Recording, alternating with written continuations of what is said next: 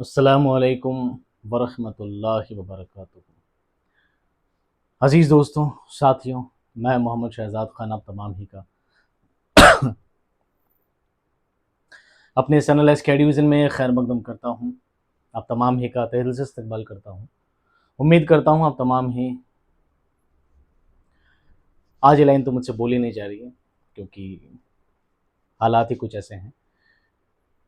मामला कुछ ऐसा है दोस्तों कि सेकंड ग्रेड की आपके आंसर की है लानी थी 17 जुलाई को। आज लगभग आपका एग्ज़ाम हुए 10-12 दिन हो गए हैं, और देखा जाए इसका आंसर नहीं करवाना भी इतना ज़रूरी नहीं था। अब तक आप खुद रिसोर्सेज से चेक कर चुके हो, बहुत सारे आंसर कीज़, बहुत सारे यूट्यूब चैनल्स और दीगर असातिज़ा से आप चीज़ें पता कर चुके हो, तो मुझे नहीं लगता मेरी ज़रूरत भी है।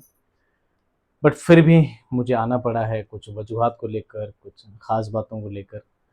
तो पहले मैं कुछ अपनी ख़ास बातें बता देता हूँ। क्लास में बहुत ज़्यादा डीप या बहुत ज़्यादा एनालाइज़ करके बहुत ज़्यादा आगे नहीं लेके जाऊँगा, और क्यों क्लास लानी पड़ी है मैं उसकी वजह भी आपको बता दूँगा। सबसे पहली बात दोस्तों ये है कि गुज़िश्ता कुछ महीनों से मेरे वालिदैन की तबीयत थोड़ी-सी ठीक नहीं चल रही है, और उस वजह से मैं काफ़ी परेशानी के माहौल में गुज़र रहा था। पर मैंने कोशिश की कि ठीक है, कैसे-तैसे हैंडल करके 17 तारीख तक सारा मामला जैसे हैंडल हुआ। जिस दिन 17 तारीख को आपका उर्दू का पेपर था, 17 जुलाई को आपका पेपर था, 5 साढ़े 5 बजे जब आपका पेपर ख़त्म हुआ था, और साढ़े 5 बजे ही मेरा छोटा भाई का इंतकाल हो गया था।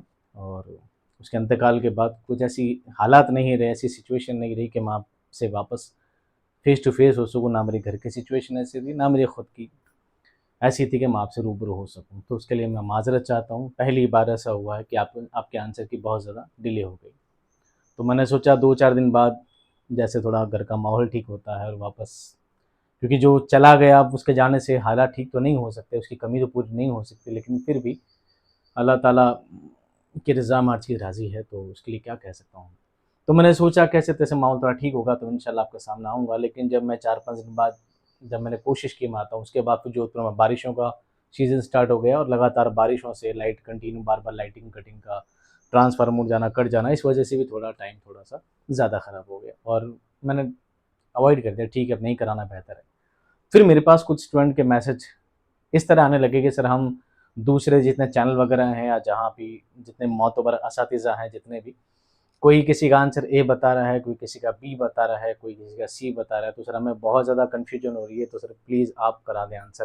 तो जो भाई लोग इस सब वीडियो को नहीं देख रहे हैं उन सब के लिए तो मेरी दुआ है, और जो देख रहे हैं उनके लिए सिर्फ ये है कि अगर मैं भी आंसर की करवा दूँ, अगर एक ने ए, एक ने बी, एक ने सी बता दिया और मैं भी आपको आकर डी बता दूँगा, तो इससे आपकी कन्फ्यूज़न में क्या होगा, सिर्फ इज़ाफ़ा ही होगा, इससे ज़्यादा कुछ नहीं होगा, है ना? आपकी परेशानी और ज़्यादा बढ़ जाएगी कि सर ने भी डी बता दिया, पहले ही 3 से परेशान थे, एक चौथा और आ गया। तो ऐसा नहीं दोस्तों, आपके लिए मैं क्लास सिर्फ इसलिए लेकर आया हूँ कि जो एबीसी का आपका जो डाइवर्जन है, एबीसी में जहाँ आप कन्फ्यूज़ हैं, आपकी उस परेशानी को, उस दुविधा को मैं थोड़ा कम कर सकूँ और आपको ऑथेंटिक आंसर दे सकूँ उन किताबों के हवालों से, और ये बता सकूँ कि हमारे कंटेंट से कितने आपको सवाल मिले हैं, क्या चीज़ आपको अवेलेबल हुई है।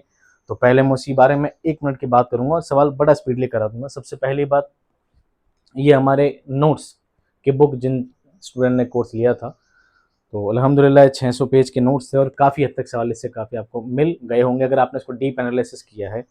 उसके बाद अगर किसी ने ये नहीं पढ़ी थी तो मैंने मॉडल पेपर की बुक निकाली थी, और अल्हम्दुलिल्लाह बहुत सारे सवाल इससे भी सीधे-सीधे मैच हुए हैं। कितने मैच हुए हैं मैं सारा आपको बॉक्स लगा-लगा के बताऊँगा कि कौन सा सवाल मैंने टेस्ट में दिया था, कौन सा टेस्ट सीरीज़ में दिया था, कौन सा मैंने बुक में दिया था, और कैसे सवालों को कहाँ से किस तरह पुट अप किया गया है। सबसे अच्छी बात ये है पेपर बहुत अच्छा आपका बनाया गया था। गर्मी देखो इतनी भयंकर, पेपर आपका बहुत अच्छा बनाया गया था, बहुत बढ़िया आपका पेपर बनाया गया था, और कुछ सवाल आपके मयार से बहुत आगे चले गए। आपको लगा होगा नहीं ये सिलेबस से बहुत आउट सवाल है, तो सिलेबस से आउट नहीं, सिलेबस में डीप से है, क्योंकि आपने और हमने ज़्यादातर क्या है लिटरेचर को ऊपर-ऊपर से पढ़ा है, हम गहराई तक कभी गए ही नहीं, और सवाल बड़े गहराई से भी पूछ लिए गए थे। पूरा पेपर नहीं है, कुछ-कुछ सवाल ऐसे हैं जो बहुत ज़्यादा गहराई से हैं, तो आपको वो डाउट भी जो आपको उन सवालों को लेकर जो हैं, वहाँ मैं आपके सारा डाउट क्लियर कर दूँगा। मुश्किल से 1 या 2 सवाल ही ऐसे होंगे जहाँ पर मुझे थोड़ी-सी कन्फ्यूजन है। अलबत्ता 148 सवाल मैं आपके 100% श्योरिटी के साथ करवाने की पूरी-पूरी कोशिश करूँगा। तो बहरहाल दोस्तों, बातों का सिलसिला मैं यहीं ख़त्म करूँगा। बहुत ज़्यादा डीप एनालाइज़ नहीं करेंगे, सिर्फ सवालों को की जानिब सवाल देखते-देखते चलेंगे और क्या-क्या चीज़ें हैं, कहाँ से कैसे आई है, एक बार नजरसानी करते चलते हैं, पढ़ते हैं बिस्मिल्लाह और काम शुरू करते हैं। आज का हमारा पहला सवाल है दोस्तों, उर्दू की पैदाइश को किसने वादिय सिंध से मंसूब किया है? सवाल आपके सामने है। ये मैंने मॉडल पेपर की जो बुक निकाली थी, उस मॉडल पेपर का मैं पेपर हाथ में लेके खड़ा हूं ताकि मैं मेंशन कर सकूं, पेज नंबर लिखा नहीं। ये मॉडल पेपर दोस्तों है 5वां। मैं 5 लिख दूं ना तो आप समझ लेना क्या है ये मॉडल पेपर 5 में। एक बार तो लिख देता हूं, आगे आप समझ जाना। मॉडल पेपर नंबर 5 निकालोगे, 55 नंबर का सवाल निकालोगे, मैंने खुद ने लिख रखा है मुसलमान सबसे पहले सिंध में पहुंचे थे। ये पूरा कॉल और सारे ऑप्शन मैंने दिए थे और एज इट इज चीज आपको वहां से पूछी गई है। इसका सही जवाब है दोस्तों सैयद सुलेमान नदवी। अगर आपने कर लिया है तो बहुत अच्छी बात है, आपका सही जवाब। आगे बढ़ते हैं। थोड़ा स्पीड में बढ़ाता रहूंगा जैसे, क्योंकि मैं लगभग 1.5-2 ढाई महीने बाद में आज वापस कैमरा फेस कर रहा हूँ बहुत लंबे टाइम के बाद, तो हो सकता है थोड़ी स्पीड मेरी शुरुआत में स्लो हो, लेकिन इंशाल्लाह जैसे जैसे मैं पढ़ता रहूंगा वैसे वैसे मैं आगे बढ़ता रहूंगा और स्पीड आपकी धीरे धीरे बढ़ाता रहूंगा। मैं शौकत सब्जवारी और सुहेल बुखारी से इत्तेफाक करते हुए कहता हूं कि लसानियाती नुक्ता नजर से उर्दू हिंदी खड़ी बोली एक है। तो ये लाइन मैंने किताब में, मेरी बुक जो है नोट्स वाली, उसमें 220 नंबर पेज पर आप देख सकते हैं लाइन मिलेगी। ज्ञानचंद जैन ने इन बुनियादी अल्फाज की बुनियाद पर उर्दू हिंदी खड़ी बोली को एक करार दिया है एज इट इज। तो इसका सही जवाब क्या है दोस्तों? ज्ञानचंद जैन। क्या है? ज्ञानचंद जैन। अगला सवाल देखो। उर्दू 1027 के लगभग लाहौर में पैदा हुई। कदीम पंजाबी से इसकी माँ है और कदीम खड़ी बोली सौतेली माँ। ये किस माहिर लिसानियात का कॉल है? मैं शायद मैं बुक देना भूल गया। इसका सही जवाब दोस्तों टी ग्राहम बैली। कहीं आपको हैली भी मिलेगा और कहीं आपको बैली भी मिलेगा, सही आंसर मिला लीजिएगा। पाली भी उर्दू की तरह तमाम हिंदुस्तान में फैल चुकी थी और उन दिनों में एक ऐसी मुशाबहत, इन दोनों में ऐसी मुशाबहत नजर आती है जिसकी तरफ तवज्जो करना जरूरी है। बात किसकी की जा रही है? पाली की। किसकी बात की जा रही है? पाली की। इसका सही जवाब क्या है? इसका सही जवाब है दोस्तों शौकत सब्जवारी। क्या नाम? शौकत सब्जवारी। और ये मैं मॉडल पेपर में दोस्तों सवाल में आपको, ये मॉडल पेपर का नहीं, जिसमें क्वेश्चन रेड कलर के हैं वो मेरे टेस्ट सीरीज के सवाल हैं, और जिसमें क्वेश्चन भी ब्लैक है और आंसर ऑप्शन भी ब्लैक है वो मॉडल पेपर के सवाल है, यानी बुक जो आपको प्रोवाइड की गई थी। ठीक है, ये इसमें आपसे पूछा गया है उर्दू खड़ी बोली के बारे में और पाली और उर्दू का रिश्ता बताया गया है। और सही जवाब क्या इसका दोस्तों? शौकत सब्जवारी का सही जवाब दिया गया है। अगला सवाल देखो। उर्दू का ताल्लुक किस खानदान से है? बहुत सिंपल सा क्वेश्चन है। उर्दू का सवाल हिंदारी खानदान से है। ये सवाल में 472 नंबर पे मॉडल पेपर में आईएमपी क्वेश्चंस जो मैंने दिए थे ये सवाल उसमें शामिल किया गया था। उर्दू जबान की ब्रिज भाषा से निकलने का नजरिया मोहम्मद हुसैन आजाद ने किस किताब में पेश किया है? आपको लगा होगा जब सवाल दिए गए थे, सवाल बहुत लेंथी हैं, मैंने आपको बताया था कि मैं सवालों की तादाद बढ़ाने से ज्यादा सवालों में कंटेंट बढ़ाने को ज्यादा प्रेफर करता हूं।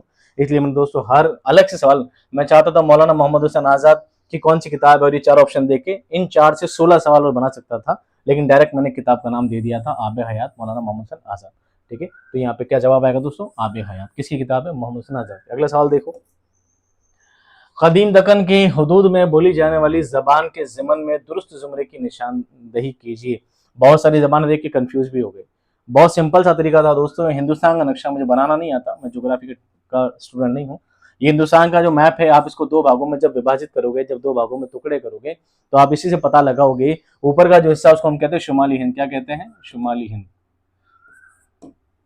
और नीचे वालों को क्या कहते हैं? दक्कन। क्या कहते हैं? दक्कन। बिल्कुल कॉमन सेंस की बात थी। आप सारी जबानों को पकड़ के ना, एक एक जबान पकड़ लेते तो भी आप इसका आंसर बहुत इजी तरीके से निकाल सकते थे। आप पढ़ोगे नीचे से, आप पढ़ोगे ऊपर से पढ़ोगे तो इसका आंसर सीधा सीधा मिल ही जाएगा, पर मैं नीचे से पढ़ूंगा। कन्नड़, मराठी, दहलवी और पंजाबी। तो दहलवी जिसमें है, तो दहली कहाँ दोस्तों? शुमाल में, ना कि दक्कन में। तो इसका मतलब ये वाला जवाब नहीं होगा। फिर पढ़ेंगे गुजराती, तेलुगु, खड़ी बोली, हरियाणवी। खड़ी बोली कहाँ बोली जाती है? दिल्ली और दिल्ली के गर्दे नवाह में, आसपास के इलाकों में बोली जाती है। जहां खड़ी बोली, इसका मतलब ये भी नहीं है। फिर पढ़ेंगे तीसरा, मराठी, तेलुगु, अवधी और गुजराती। अवधी यानी अवध में, यानी यूपी का जो क्षेत्र है उसमें बोली जाने वाली भाषा है। तो जहां पर अवध है वो भी कहा? शुमाली। तो दक्कन में ऑप्शन क्या बच जाता लास्ट में?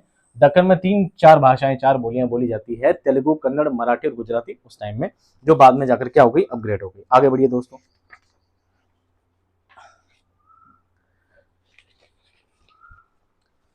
महमूद शिरानी के अलावा पंजाब में उर्दू के मौलिद होने की बात उनसे कबल किसने कही है? जिसका एतराफ खुद महमूद शिरानी ने भी अपने तसनीफ में किया है। बहुत ज़्यादा कंफ्यूज करने वाला सवाल है। मेरे पास बहुत सारे क्लिप्स आए थे, सर इसका जवाब दे दो, इसका जवाब दे दो, इसका जवाब दे दो, और एक बदतमीजी कहूँगा या क्या कहूँगा, थोड़ा कम पढ़ा लिखा इंसान कहूँगा, बेशरम कहूँगा कि सर में हिम्मत ही नहीं जवाब देने की, अब उसको पता नहीं कि मेरे घर के हालात कैसे चल रहे हैं। तो इसलिए फिर उनके लिए थोड़ा रिसर्च भी करना पड़ा। आपको दोस्तों पता है, एक बहुत आला शख्सियत है उर्दू ज़बान के इब्तिदा के बारे में जब नज़रियात की बात आती है तो महमूद शिरानी का नाम बहुत अफजल तरीके से गिना जाता है ना। महमूद शिरानी का पंजाब में उर्दू बहुत मोतबर किताब मानी जाती है। तो अगर सवाल ही आपसे पूछा गया है कि महमूद शिरानी के बारे में बताओ, सवाल आपसे पूछा गया है महमूद शिरानी के बारे में बात करेंगे, तो मैं दूसरी किताब को क्यों देखूंगा? मैं देखूंगा महमूद शिरानी की किताब, फिर मैं क्या देखूंगा? मैं देखूंगा पंजाब में उर्दू। और जब मैंने पंजाब में उर्दू किताब को खोला तो उसके पेज नंबर 9 पर, किस पर दोस्तों? पेज नंबर 9 पर, पेज नंबर 9 पे एक इबारत लिखी है, वहां पर साफ साफ लिखा है उर्दू जबान के आगाज का सरजमीन पंजाब से मंसूब होना कोई नया नजरिया या अकीदा नहीं है। कौन लिख रहे हैं? महमूद शिरानी। इससे पेशतर पंडित कैफी बैकदा खुद मजाक के तौर पर और शेर अली खान साहब सरखोश अपने पुरलुत्फ तज़किरा एजाज से इस फला फला फला पूरा पढ़ सकते हो। तो नाम दोस्तों क्या मेंशन था उसमें? शेर अली खान साहब को उन्होंने सबसे पहले मेंशन किया, इसलिए 100% इसका जवाब यही होगा। अगर आपसे महमूद शिरानी के हवाले से सवाल पूछा गया है, दूसरे जवाब भी हो सकते थे, लेकिन पंजाब में उर्दू किताब में पेज नंबर 9 पर आपको जवाब मिल जाएगा। आप कहें तो पीडीएफ में आपको टेलीग्राम पे प्रोवाइड करवा दूंगा। अगला सवाल देखो, ये जो कंफ्यूजन सवाल है हम उन्हीं को खींचेंगे, बाकी सवालों का आंसर धड़ाधड़ आपके सामने निकालेंगे। जेल में से किसने उर्दू का रिश्ता द्राविड़ जबान से जोड़ा है? हम ये सवाल टेस्ट सीरीज में दे चुके हैं। इसका सही जवाब क्या है दोस्तों? सुहेल बुखारी। अगर आप मेरे नोट्स की किताब में भी जाना चाहें तो 220 नंबर पेज पर आपको इसका जवाब मिल जाएगा। अगला सवाल देखो, मैं भी कभू किसू का सरे पर गुरूर था। मीर का सबसे प्यारा से शेर है, बहुत दिल से पढ़ाई थी मैंने इस गजल को, आज भी मेरे यूट्यूब चैनल पर पढ़ी है और अल्हम्दुलिल्लाह 45-50 हजार व्यू आपकी दुआओं से ही है उसके ऊपर। ये सवाल मैं पहले दे चुका था। और सवाल क्या था? ये शेर का शुरुआत जो पहला मिसरा था, मतलब था मुस्तार हुस्न से उसके जो नूर था, खुर्शीद में भी उसी का जर्रा जरूर था। एक रोज मेरा पाँव कल पाँव एक कांसाई सर पर जो आ गया, यकसर वो खान शिकस्तों से चूर था। ये इसके 2 लाइनें थी। फिर है, कहने लगा कि देख के चल राह बेखबर, मैं भी कभू किसू का सरे पर गुरूर था। वो सर का जो कटोरा था, खोपड़ी थी, कंकाल था, वो कहने लगा कि देख के चल मैं भी बहुत गुरूर वाला सर था। इसका सही जवाब दोस्तों ये होगा और ये शेर साहब अंदाजा यहाँ पे लगा सकते हैं। आगे चलिए, जूल ब्लॉक ने उर्दू जबान पर किस बोली के गहरे असरात की निशानदेही की है? अब इसका दोस्तों सही जवाब तो क्या है? इसका सही जवाब हरियाणवी। क्या है? हरियाणवी। अब मेरे बहुत सारे प्यारे भाई ऐसे भी हैं, झूल ब्लॉक कौन आ गया, नाम ही नहीं सुना। नाम सुना हो नहीं सुना हो बात की बात है, लेकिन दोस्तों अगर आप मेरे नोट्स वाली किताब जब देखोगे, मैंने नोट्स में एक एक नाम, ऐसे ऐसे नाम जो आपने कभी शायद उधर किताबों में पढ़ी भी नहीं होंगे, उन सभी चीजों का मेंशन किया है। इस हवाले से, इस उम्मीद से कि वे चीजें एग्जाम में आपकी जरूर आएंगी। और ये जब आप मेरे नोट्स की किताब में जाओगे तो पेज नंबर 217 पर आपको लाइन मिलेगी और मैंने मेंशन किया है कि इस तरफ सबसे पहले शरा प्रोफेसर जूल ब्लॉक ने अपने मजमून हिंदारी लिसानियात के बारे में कहा है। उर्दू कदीम से मुतालिक लिसानियात की तहकीक के सिलसिले में जो अहमियत हरियाणवी को हासिल है उसके बारे में सबसे पहले किसने कहा? जूल ब्लॉक ने कहा है। ये बात मैंने मेंशन यहाँ पर की थी। आगे चलिए दोस्तों, रशीद अहमद सिद्दीकी के मजमून शेख पीरू में पुलिस वालों को किस डाकू की तलाश थी? ये सवाल दे रखा है। ये है दोस्तों आपका model paper number 7, model paper number 7 का क्वेश्चन नंबर 127। पुलिस वाले किसको ढूंढ रहे थे? मीरू को। और किसको पकड़ लेते हैं? पीरू को। ये सवाल आपको दे दिया गया है। विसाल यार का वादा है फरदाए कयामत पर, यकीन मुझको नहीं है गौर तक अपनी रसाई का। किसका शेर है दोस्तों? ये शेर है आतिश का। किसका शेर है? आतिश का। ये आपको मैंने शेर दिया था और दूसरा मिसरा पूछा था। और कॉमनली ऐसे ही होता है, जिस सवाल का मैं दूसरा मिसरा पूछ लेता हूँ उसका शायर पूछ लिया जाता है, मैं इसका शायर पूछ लेता हूँ उसका दूसरा मिसरा पूछ लिया जाता है, लेकिन ओवरऑल सवाल अल्हम्दुलिल्लाह एग्जाम में आ जाता है। और ये सवाल नंबर दोस्तों आपको मिलेगा page number 88, model paper number 3 में। ठीक है, आतिश का ये सवाल। किसू ने जिसे यहाँ न समझाना देखा, और ये मैंने शेर यहाँ पे मेंशन किया था, अलग से मेंशन करने की जरूरत नहीं थी। ये शेर था, शबो रोज ए दर्द दर पे हूं उसके, किसू ने जिसे यहाँ ना समझा ना देखा। Model paper number 6, question number 83 उसके सामने लिखा है। अजल से दुश्मनी ताऊस हमारा आपस में रखते हैं, दिले पुरदाग को क्यों कर है इश्क उस जुल्फ पेंचा का। यहाँ पर 2 आपसे चीजें पूछी गई थी, मैंने भी सवाल में आपको पूछा गया था ताऊस और मार के बारे में। ताऊस कहते हैं मोर को, मार कहते हैं सांप को। अब आप ये पूछ रहे हैं, आपसे एक सिंगल पूछा है कि ताऊस की मुनासबत किससे है, तो ये तो ताऊस और मार दोनों चीज एक साथ हो गई, तो शेर में मेंशन हो गया है, इश्क के बाद मेंशन हो गई, ये मेंशन हो गया है। अब चीजें बच रही है दो। मोर की मुनासबत क्या है, सांप की मुनासबत किससे है, जुल्फे पेंचा से। सांप किसकी तरह है, उसकी बल खाती जुल्फे जैसे कोई सांप है। तो फिर आखिरी ऑप्शन क्या बचता है, दिलेपुर दाग, यानी दिल पर जो दाग लगे हैं, ऐसा है जैसे मोर को पंखों को जब फैला दिया जाता है तो इसमें जगह जगह धब्बे धब्बे नजर आते हैं, मतलब खूबसूरती नजर आती है। उसी चीज को ताऊ से क्या दी गई है, तशबीह दी गई है। आगे बढ़िए। बढ़ गई तुमसे तो मिलकर और भी बेताबियां, हम तो समझे थे कि अब दिल को शकीबा कर दिया। ये आपका मॉडल पेपर नंबर है दोस्तों, मॉडल पेपर नंबर 5, हसरत मोहानी का ये शेर है। मैंने पूछा भी था शकीबा का मानी क्या होता है, किताब में सब कुछ दे रखा आप, सॉरी फॉर दैट, इस गर्मी का कोई इलाज नहीं है। काविश का दिल करे है तकाजा किया है हनूज, नाखून पे कर्ज उस गिरा है नीम बाज का। मिर्जा गालिब का सबसे बहुत फेमस अशार में से एक शेर है। और ये सवाल नंबर आपका है दोस्तों, model paper number 5, question number 91। जिक्र अगयार से हुआ मालूम, हर्फ नासह बुरा नहीं होता। ये अपने किताब में पढ़ाया था, सवाल में मैंने नहीं दिया था, कोई झूठ बात नहीं है, जबरदस्ती आपको क्वेश्चन टाइप करके फोटो खींच किसके चिपकाने वाला काम नहीं है। ये जो जितने क्वेश्चन मैं दे रहा हूँ, आप टेस्ट सीरीज आपके पास है, मोबाइल आपके पास है, आप आराम से चेक कर सकते हैं। ये किताब आज भी आपको मार्केट में किसी न किसी दुकान पे इक्की दुक्की पड़ी होगी तो मिल जाएगी, भाई मुश्किल ही है, मेरे हिसाब से सारे खत्म हो गई थी तो मिलना मुश्किल ही है। लेकिन आपके किसी दोस्त ने, भाई ने ली हो, बहन ने ली हो, तो आप उन चीज़ों को मिला के देख सकते हैं। सवाल आपको एज इट इज जो मैं नंबर बता रहा हूँ वहीं पर आपको सारे सवाल मिलेंगे। अगले सवाल देखते हैं। कौम की इज्तिमाई तस्वुर पर हाली ने नज्म मुसद्दस हाली के मखसूस हिस्से में जोर देते हुए कौम को नसीहत और इस्लाह के गरज से किस जानदार की मिसाल दी है। ये शेर था दोस्तों, जब एक च्योंटा जिसमें कि दानिश ना हिकमत, तो यहाँ पर किसकी बात की गई है, च्योंटा की, कि चींटी में जिस तरह की हिम्मत होती है वैसा ही काम किया जाना चाहिए। मैं मंजिल फना का निशाने शिकस्ता हूँ, तस्वीर गर्द बाद वफा हूँ मिटी हुई। किसका शेर है दोस्तों, ये मिलेगा आपको मिर्जा गालिब का शेर 97 पर। और इसका क्वेश्चन नंबर है ये model paper number 8, question number 97। और सही जवाब इसका क्या है, मिर्जा गालिब। मिर्जा गालिब के 2 गज़लें आपके निसाब में शामिल है। नजीर अकबर आबादी की नज्म मुफलिसी किस हैयत में, सवाल पहले भी कई बार पूछा गया है, वापस भी रिपीट हो गया तो बहुत अच्छी बात है। ये सवाल आते रहते हैं, मॉडल पेपर 3 नंबर में है। और इसका सही जवाब है दोस्तों मुखम्मस। क्या है, मुखम्मस। मुसद्दस और मुखम्मस में सबसे ज्यादा आपको क्या रहती है, कंफ्यूजन रहती है। आइए दोस्तों आगे बढ़ते हैं। 2-3 सवाल ऐसे हैं जिनके लिए मैंने आपको बताया है थोड़ा सा। ये नज्म एक लड़का अख्तर ईमान ने कब लिखी। अब मेरे पास जितने भी रिसोर्सेज हैं, मान लीजिए मेरे पास रेख्ता है, मेरे पास मौलाना आजाद यूनिवर्सिटी है, इग्नू यूनिवर्सिटी है, ज्यादातर सभी जगह नज्म के बारे में सब कुछ है, नज्म की डेट के बारे में कहीं भी नहीं है, तो इसका ऑथेंटिक रिसोर्स नहीं मिला है। लेकिन ये जरूर है कि नेट का पुराना पेपर था, उसमें तारीख 1953 को क्या मान रखा था, सही मान रखा था। और ये डेट इससे पहले कभी भी ना पूछी गई, ना ही किसी सोर्स में देखी गई है, फिर भी मान लेते हैं। इनका जो प्रॉपर शेरी मजमुआ है, उस मजमुए में भी नज्म दे रखी है, वहां पे भी नज्म का हवाला कुछ भी दे नहीं रखा है। तो इसका आंसर बोर्ड ये मानेगा, नहीं मानता है तो कुछ नहीं कर सकते, इसको मैं स्टार लगा के छोड़ देता हूँ, क्योंकि बोर्ड से बढ़कर स्टार कुछ भी नहीं हो सकता। आरपीएससी जो मान ले उसकी आरपीएससी की मर्जी। रेत के टीले पे वो आहू का बेपरवाह खराम, वो खजर बेबर्ग उसामा, वो सफर बेसंगो मील। अब आपने अंदाजा भी नहीं लगाया होगा कितना डीप सवाल आपसे पूछा जाएगा।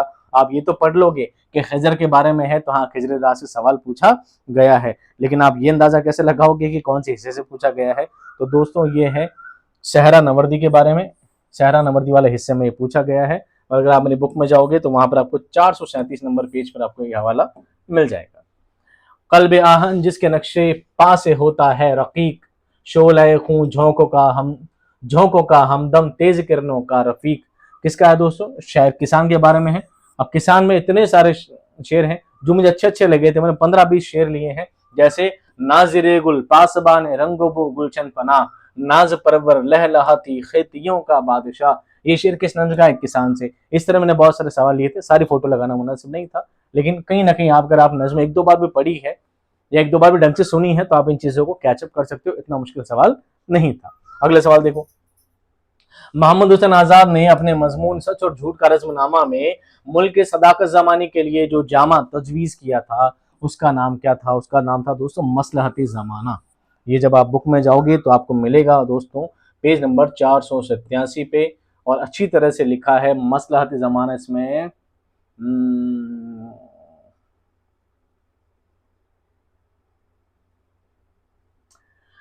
चुनाचे एक ऐसा ही ढीला ढाला जामा तैयार किया गया जैसा कि झूठ पहनता था, और वो पहनकर लोगों को जुल दिया करता था। जल नहीं, जुल यानी धोखा देना। उस जामे का मसलहत जमाना नाम हुआ। क्या नाम हुआ? मसलहत जमाना। ये आपका सवाल था। देखिए कितने गहरे सवाल पूछे गए इस बार आपसे। गैरत जो एक निहायत उम्दा कुव्वत इंसान में है, और उसके साथ इज्जत तो असल चमक दमक इंसान की है, अज खुद जाती रहती है। और जबकि एक कौम का ये हाल हो तो वो सारी कौम दूसरी कौमों की आंख में जलील और बेगैरत और बेइज्जत हो जाती है। ये इक्तबास किस मजमून से लिया गया है? किसी ने किस मजमून से पता ही है आपको किससे लिया गया? ये लिया गया अपनी मदद आपसे। और ये पेज नंबर आपको ढूंढना चाहो तो ये 476 पेज नंबर पे आपको ये लाइन मिल जाएगी, एज इट इज जो इक्तबास आपसे पूछा गया है। इसके बाद है दोस्तों सुल्तान आसमानी का जिक्र किस मजमून में आया है? सच और झूठ का रज़्मनामा में ये सवाल पूछा गया है, और ये मैंने सब बता रखे हैं सारे सवाल, इस तरह के अलग अलग छोटे छोटे पूछ रखे हैं।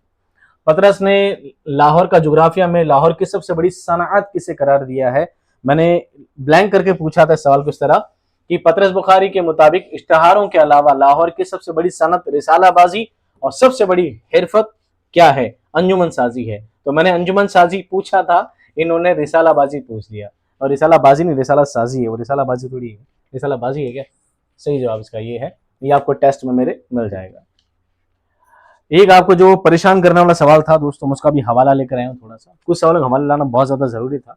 एक सवाल है दोस्तों, हाल ही की निसाबी मजमून गालिब की शायरी के मुताबिक मिर्जा गालिब ने अपने किस मुखलिस दोस्त की तहरीक पर अपने मौजूदा उर्दू कलाम के तकरीबन 2/3 हिस्से को निकाल दिया?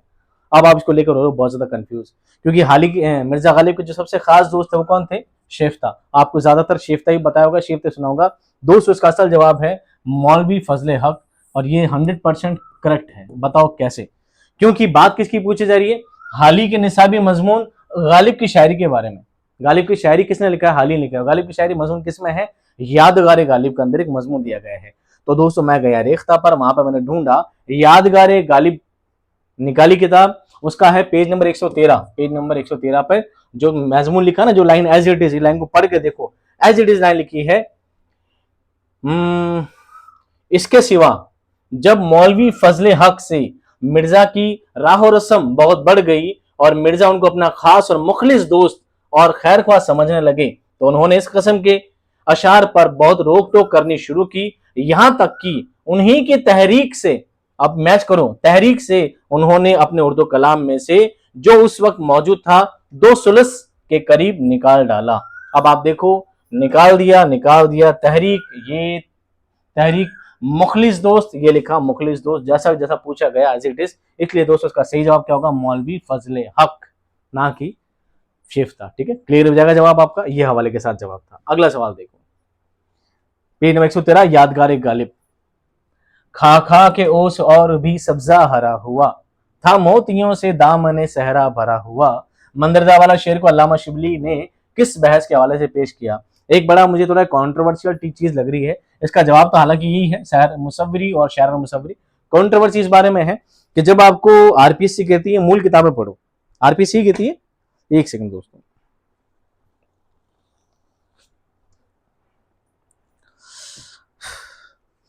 एक तरफ आरपीएससी कहती है मूल किताबें पढ़ो, फिर मूल किताबें कौन सी वो मेंशन भी नहीं करती। तो फिर आप लोग क्या करते हो? मैंने मूल किताबें मंगाई। मूल किताब में क्या है?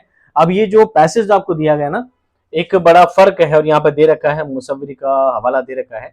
तो आप यूं समझ लीजिए एक छोटा नहीं, ये बहुत बड़ा पैसेज, बहुत लंबा एक चैप्टर है पूरा, जिसमें शायरी और शायरी की माहियत के बारे में पूरा निबंध, बहुत लंबा तवील मजमून है। उसका एक छोटा सा हिस्सा 3 या 4 पेज का यहां से लेकर यहां तक का दिया गया, उसको मैंने किताब में नोट मेंशन किया। इन लोगों ने यहां से यहां तक का मैंने लंबा चौड़ा दिया, इन लोगों ने इसके जस्ट निचला फूक लिया। तो जहां पर मैंने मजमून को खत्म किया उसके जस्ट अगला पैसेज ले लिया। तो ये बात गलत है ना? बिल्कुल गलत बात है, ऐसा नहीं करना चाहिए। बहुत लंबा मजमून आप तो कहीं से उठा के दे दोगे, इतना नहीं करना चाहिए। बच्चे इतना थोड़ी पढ़ पाएंगे, आप हर चीज को दे रहे हो, किताब की किताब पकड़ा दो, पूरी किताब पढ़ लो, बच्चा पूरी किताब की एक लाइन थोड़ी याद कर पाएगा, ये बहुत गलत बात है। हालांकि इसका जवाब ये है रेख्ताब, आपको इसका आंसर मिल जाएगा, ये चीज मेंशन है। मेहदी फादी के मुताबिक उर्दू के नासिर खमसा के दुरुस्त जुमले की निशानदेही कीजिए। ये सवाल मैं अलग तरीके से पूछ चुका था, दो दो के जोड़े के अंदर, ये मॉडल पेपर 4 में आपको सवाल मिल जाएगा। इसका सही जवाब क्या था दोस्तों? सर सैयद, नजीर अहमद, शिबली, अबुल कलाम आजाद, मोहम्मद हुसैन आजाद। नहीं दोस्तों, आजाद आजाद दो नहीं, कभी भी असर भी इसमें नहीं है, सज्जा ज़हीर भी नहीं है, तो सही जवाब क्या होगा? हाली। क्या होगा? हाली। सर सैयद, नजीर अहमद, शिबली, मोहम्मद हुसैन आजाद और हाली, ये इसका सही जवाब है। अगला सवाल देखो, पतरस बुखारी के मजमून लाहौर का जुग्राफिया में मज़कूरा शहर की तारीख सड़क किस चीज की याद दिलाती है? जबकि मैंने पूछा था कि सड़क किसने बनाई थी, शेरशाह सूरी ने, इन्होंने पूछ लिया किसकी याद दिलाती है? अजमत रफ्ता की। ये जब आप मेरी किताब में जाओगे, पेज नंबर देखोगे, तो पेज नंबर आपको मिलेगा पेज नंबर 507, और वहां पर मिलेगा अजमत रफ्ता। अजमत रफ्ता आपको मेंशन मिल जाएगा। मौलवी अब्दुल हक ने अपने मजमून हाली में उनकी किन दो तसानीफ की तालीफ और तरबियत का जिक्र किया है, जिन्हें हाली 1892-93 में क़याम अलीगढ़ के दौरान मुकम्मल करने में मसरूफ थे? ये मिलेगा आपको पेज नंबर 575 पे। 500 मेरे को 5 बनाने में प्रॉब्लम, 575 पे है, और यहाँ पर दोनों चीजों का नाम दे रखा है हयात जावेद, और एक नाम यहाँ पर दे रखा है आपको यादगार गालिब। ठीक है, तो सही जवाब क्या होगा? यादगार गालिब और हयात जावेद, ये दोनों किताब लिखने में क्या थे? वो मसरूफ थे। आगे बढ़ो। जुमलावारी तरीका तदरीस में किसका नजरिया कार फरमा होता है? वो होता है दोस्तों गेस्टाल्ट, लिखा है गेसाल्ट वर्ड है वैसे तो, ये मैंने चैप्टर में पढ़ा रखा है। जुमलावारी तरीके में गेसाल्ट का नजरिया कार फरमा होता है। एज इट इज जो मैंने लाइन लिखी है, जुमलावारी तरीके में गेसाल्ट का नजरिया कार फरमा होता है, गेसाल्ट को आगे हटाया है और एज इट इज लाइन को पूरा टिप टाप के बराबर लिख दिया है। आप ये मत कहना आरपीसी मैंने नोट्स पढ़ती है, ऐसा नहीं दोस्तों, बल्कि मैं आरपीसी की नोट्स पढ़ता हूँ, इसलिए मेरी चीजें बिल्कुल क्या हो जाती है? सेम हो जाती है। इधर उधर की चीजों से आपको बहकाने का, भ्रमित करने का काम आपको नहीं किया जाता है, कोशिश पूरी मैं यही करता हूँ। एक सवाल देखो, माहिर तालीम ने लिखने से कबल बच्चे को पढ़ना सिखाना क्यों जरूरी समझते हैं? ये जो सवाल है दोस्तों, पेडागोजी के कुछ कुछ चीजें याद करने की होती है, बाकी चीज समझने की होती है। आप जब 4 ऑप्शन पढ़ोगे तो आपको चारों ही सही लगेंगे, लेकिन एक मोतबर या समझ लीजिए सबसे ऑथेंटिक जवाब क्या हो सकता है, आपको उस चीज पर थोड़ा क्या करना है? गौर करना है।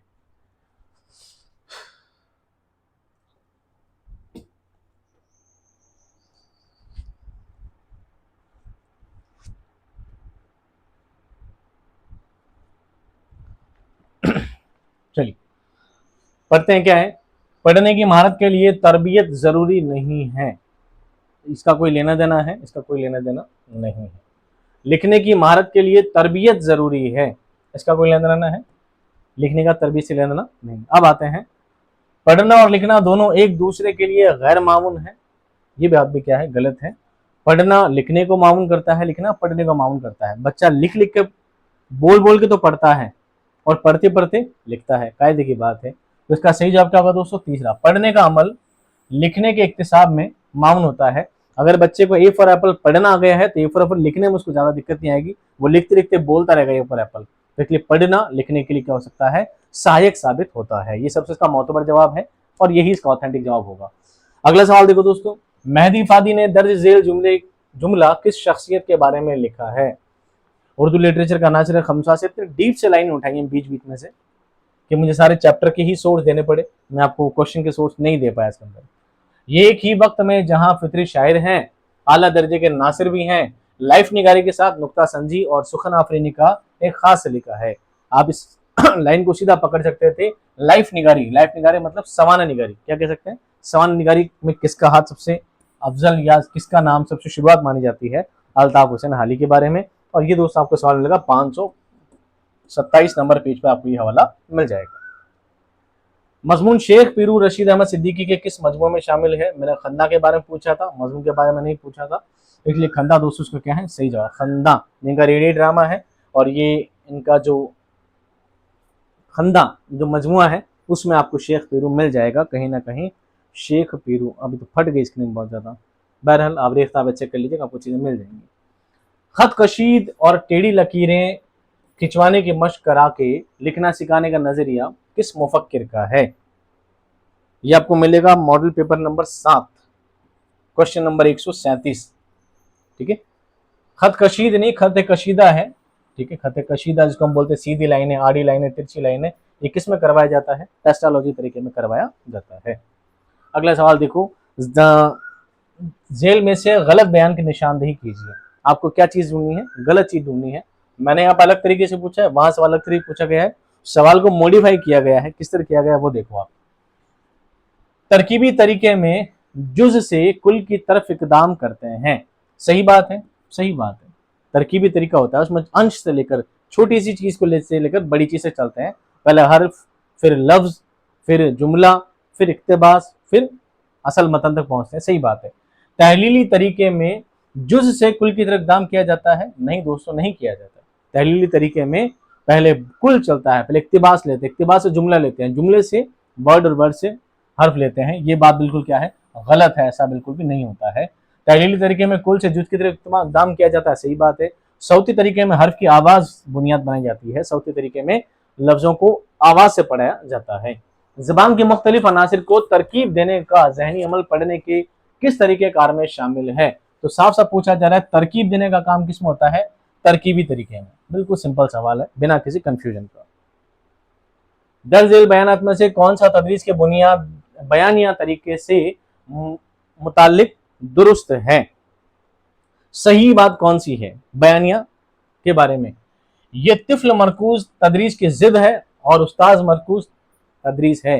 यानी छात्र केंद्रित नहीं है, बल्कि बाल केंद्रित नहीं, बल्कि क्या है? शिक्षक केंद्रित है। ये लाइन मैंने नोट्स में लिखवा रखी है, अगर आप चाहें तो पेज नंबर 561 पे जाकर ये चीज देख सकते हैं। एज इट इज लाइन लिखवा रखी है मैंने। ये तिफल मरकूज तदरीस की जिद है, यानी असातिज़ा मरकूज तदरीस है। और ये बिल्कुल बात क्या है? सही है। हमने सही बात ही पूछी है, तो ये बात बिल्कुल क्या है? इसमें सही है।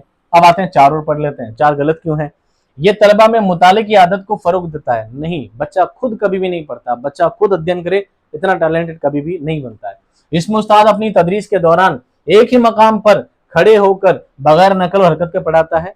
नहीं दोस्तों, उस्ताद यानी मैं इस वक्त बयानिया तरीके से आपको पढ़ा रहा हूँ, मैं बोल रहा हूँ, तो मैं चल रहा हूँ, फिर रहा हूँ, हाव भाव मेरे आगे पीछे हो रहा है, मैं आगे पीछे घूम रहा हूँ, सिर्फ एक जगह स्टैंड अप नहीं पढ़ाया जा सकता है।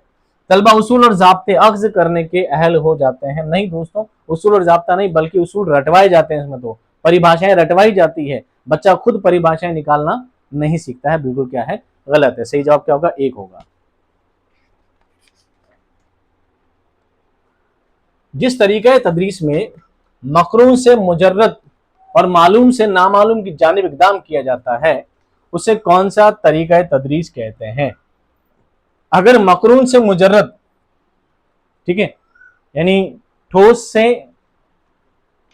अंश की तरफ, अंश से पूर्ण की तरफ, इस तरह की बात अगर आपसे पूछी जाती है, मकरून से मुजर्रद अगर आपको समझ में नहीं भी आता था तो आप इस दोनों चीज को छोड़ सकते थे। आप सिर्फ ये वर्ड पकड़ लेते मालूम से ना मालूम, इतना तो आपको समझ में आ ही जाता कि मालूम से ना मालूम चलना है, कहाँ चलना है। और बाद में पूछा गया है इक़दाम किया जाता है, तो कौन सा तरीका तदरीस है? मालूम से ना मालूम। इस्तखराजी तरीका मैंने जब पढ़ाया था, इस्तखराजी मतलब खराबी वाला तरीका है। खराबी क्या है? जो चीज बच्चों को पता ही नहीं है, पहले आप बच्चे को वो चीज पढ़ा रहे हो, ये एक तरह का खराबी तरीका है। इसके बाद है तरकीबी तरीका। तरकीबी तरीका भी पुराना और रिवायती तरीका है। अब बचते हैं इस्तकराई और तहलीली। दोनों में काम सेम होता है, लेकिन दोस्तों फिर भी अगर आपसे पूछा जाएगा तो इस्तकराई तरीका इसका क्या होगा? बेस्ट आंसर होगा। तहलीली तरीका भी ऐसे, तहलीली तरीका भी मालूम से ना मालूम की तरफ ही चलता है। अब बोर्ड ने दोनों दे दिए हैं, अब इसका हवाला देखना पड़ेगा बोर्ड इसको क्या ऑथेंटिक मानता है। तदरीस के तफवीजी तरीके में किस अम्र पर जोर दिया जाता है? आपको सिर्फ एक वर्ड पकड़ना था, तफवीज। तफवीज किसको कहता है? असाइनमेंट को। किसको कहता है? आपको कोई असाइनमेंट दिया जा रहा है, बच्चे को असाइनमेंट दिया जा रहा है, तो बताओ बच्चा असाइनमेंट अकेला बनाता है कि सब ग्रुप मिलकर बनाते हैं? बच्चा अकेला बनाता है, तो अकेला काम किसमें होता है? इनफरादी काम पर। इनफरादी इंडिविजुअल बच्चे की जिम्मेदारी इसमें पाई जाती है। अगले सवाल देखो, कदरे मुश्किल नौइयत के सवालात यानी मिडिल ऑर्डर क्वेश्चंस किस पर मबनी होते हैं? कदरे मुश्किल, थोड़े मुश्किल तरीन सवालात किस पर मबनी, किस पर आधारित होते हैं? आइए, ताल्लुक, तफहीम और इतलाक पर मबनी होते हैं। सही बात है। इनके जवाब महज हाफिजे पर मबनी होते हैं? नहीं, हाफिजा सिर्फ चीजों को रटने पर आदत बनाता है।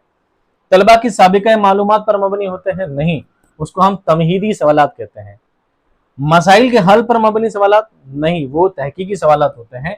ये जो सवाल होते हैं मिडिल ऑर्डर यानी क्लास के दौरान चलते टाइम, क्लास वर्क के टाइम जो सवाल पूछे जाते हैं वो ताल्लुक होते हैं, रिलेटेड क्वेश्चन होते हैं जो उस वक्त पढ़ाया जा रहा है, तफहीम पर, बच्चे की समझ पर, समझ बूझ पर, इतलाक पर मबनी होते हैं, बच्चों को रिवाइज कराने पर मबनी आधारित होते हैं। अगला सवाल देखो, वो कौन सा तरीका तदरीस है जिससे गौर फिक्र, इस्तदलाल और फैसले की कुव्वतों की नशो नुमा होती है। ये सवाल दोस्तों मैंने 140 नंबर पर पूछा था और आपको मिलेगा मॉडल पेपर नंबर 137 2025 वाले सवालों मिल जाएगा आपको सवाल। और उसका सही जवाब क्या है दोस्तों, इस्तकराई तरीका क्या है, क्यों है, वो कौन सा तरीका तदरीस है जिससे गौर फिक्र, इस्तदलाल और फैसले की कुव्वतों की नशोनुमा होती है। बयानिया तरीके में तो कुछ भी नहीं होता, भूल ही जाओ। अब आप ढूंढ सकते हो, आप तहकीकी तरीका भी मान सकते हो, क्या तहकीक में भी होता है, तहकीक में तर्क वितर्क हो सकता है, गौर फिक्र हो सकता है, फैसले की कुव्वत इसमें डिपेंड नहीं करती है, इसलिए यहाँ पर तहकीक को हम क्या कर देंगे, क्रॉस कर देंगे। अब डिपेंड करता है, ये जो तीनों ऑप्शन है तीनों ही एक तरह से सही माने जा सकते हैं, हम इसका सवाल इस्तकराई तरीका ही मानेंगे। अगला सवाल देखो, जिस तरह मैंने बताया उस तरह अकॉर्डिंग, जेल में दिए गए इस्तखराजी तरीका तदरीस के हवाले से कौन सा बयान दुरुस्त है। इस्तखराजी तरीका, खराबी वाला जो तरीका है, उसके लिए कौन सी बात बिल्कुल क्या है दुरुस्त है। और ये सवाल दोस्तों मैंने आपको दिया था मॉडल पेपर नंबर 6 में, क्वेश्चन नंबर 150। अब बताओ इस सवाल में क्या मिल सकता है आपको, बोनस मिल सकता है। कैसे मिल सकता है, आइए इसका समझाता हूं मैं आपको। इस्तखराजी तरीका तदरीस के हवाले से कौन सा बयान दुरुस्त है, खराबी वाले तरीके में, इस्तखराजी तरीके में कौन सा बयान सही हो सकता है। असातिज़ा पर तकैया करने की आदत पड़ जाती है, क्या हो सकता है इस्तखराजी तरीके में बच्चों का उस्ताद पर डिपेंड होना जरूरी हो जाता है। बिल्कुल सही है, बच्चे उस्ताद पर डिपेंड हो जाते हैं क्योंकि बच्चों को खुद करने की सलाहियत इसमें नशोनुमा नहीं पाती। खुद करके सीखने का मौका मिलता है, बिल्कुल नहीं मिलता है। बच्चों में खुद एतमादी, कॉन्फिडेंट पैदा होता है, बूस्ट होता है, बिल्कुल भी नहीं होता दोस्तों। तरबियत ज्यादा और मालूमात कम होती है नहीं दोस्तों, इस्तखराजी तरीके में मालूमात ज्यादा हो जाती है। बयानिया तरीका भी इस्तखराजी तरीके में शामिल हो जाता है। मैं आपको मालूमात ज्यादा से ज्यादा दे सकता हूं, पर मैं आपको लखन नहीं सिखा सकता, मैं आपको तरबियत नहीं दे सकता। तरबियत तो कब आएगी, जब बच्चा खुद करके देखेगा। इसका मतलब ये कॉल भी बिल्कुल सही है, तरबियत ज्यादा और मालूमात कम होती है, ये बात भी सही है। असातिज़ा पर तकिया करने की आदत पड़ जाती है, ये बात भी सही है। ये तकिया वाली बात और बिस्तर वाली बात, दोनों बात बिल्कुल क्या है, सही है। इसलिए दोस्तों इसका आंसर दोनों ही है इसके। अब देखिए बोर्ड किसको सही मानता है। मेरी नजर में इसका आंसर पहला वाला ज्यादा ऑथेंटिक लग रहा है और दोनों सही हैं। आप चाहें तो रिट लगाना चाहे, कुछ भी करना चाहे, आपका मन है। जो आप अगर रिसोर्सेज मांगोगे तो मैं आपको रिसोर्सेज दे दूंगा। मैं किस तरह कह सकता हूं, मैंने सवाल दिया था तदरीस कवायद में इस्तकराई तरीके के जरिए, मैं यहाँ बात कर रहा हूँ इस्तखराजी की, तो सवाल इस्तकराई वाला क्यों दिया, इसलिए क्योंकि ज्यादातर हाफिजे से काम लिया जाता है, खुद करके सीखने का मौका मिलता है, मालूमात ज्यादा, तरबियत कम होती है। मैंने बताया मालूमात ज्यादा होती है और तरबियत कम होती है, किसमें, इस्तकराई तरीके में। यहाँ पर लिखा दिया मालूमात कम है, ये चीज से क्या जस्ट अपोजिट है। पर मेरे हिसाब से इसका एक आंसर क्या हो सकता है, सही हो सकता है। आप फोर्थ का आंसर नहीं माने तो ज्यादा बेटर है। किस तरह के सवालात आला जहनी सलाहियतों का फरोग करने में मामूल होते हैं। कौन से सवाल हैं, ये आपको मेरी बुक में मिल जाएगा दोस्तों। बुक नंबर 575 नंबर पेज पर आपको ये सवाल मिल जाएगा, थोड़ा कंटेंट मिल जाएगा। किस तरह के सवाल, उसमें सही जवाब क्या है दोस्तों, इसका सही जवाब है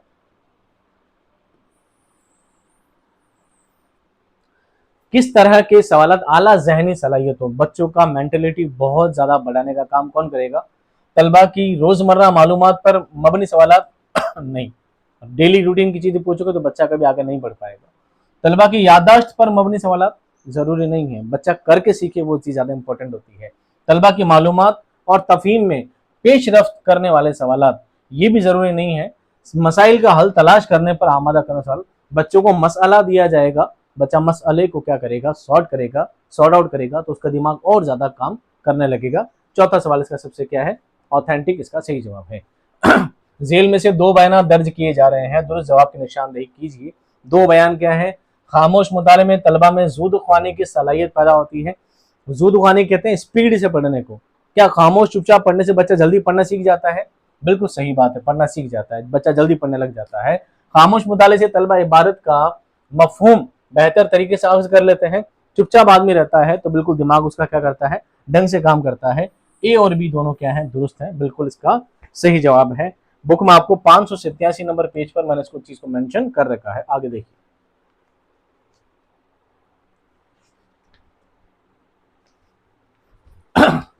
तदरीस के दायरे कार को तफहीम से आगे बढ़ाकर मालूमात बहम पहुंचाने और मालूमात के इतलाक का मौका फराहम करने वाले सवालात क्या कहलाते हैं? वो कहलाते दोस्तों पेशरफ्त पर मबनी सवालात, पेशरफ्त पर मबनी सवालात। अगला देखो, तदरीस नस्र की तदरीस का कौन सा हिस्सा गुरेज के तौर पर इस्तेमाल किया जाता है?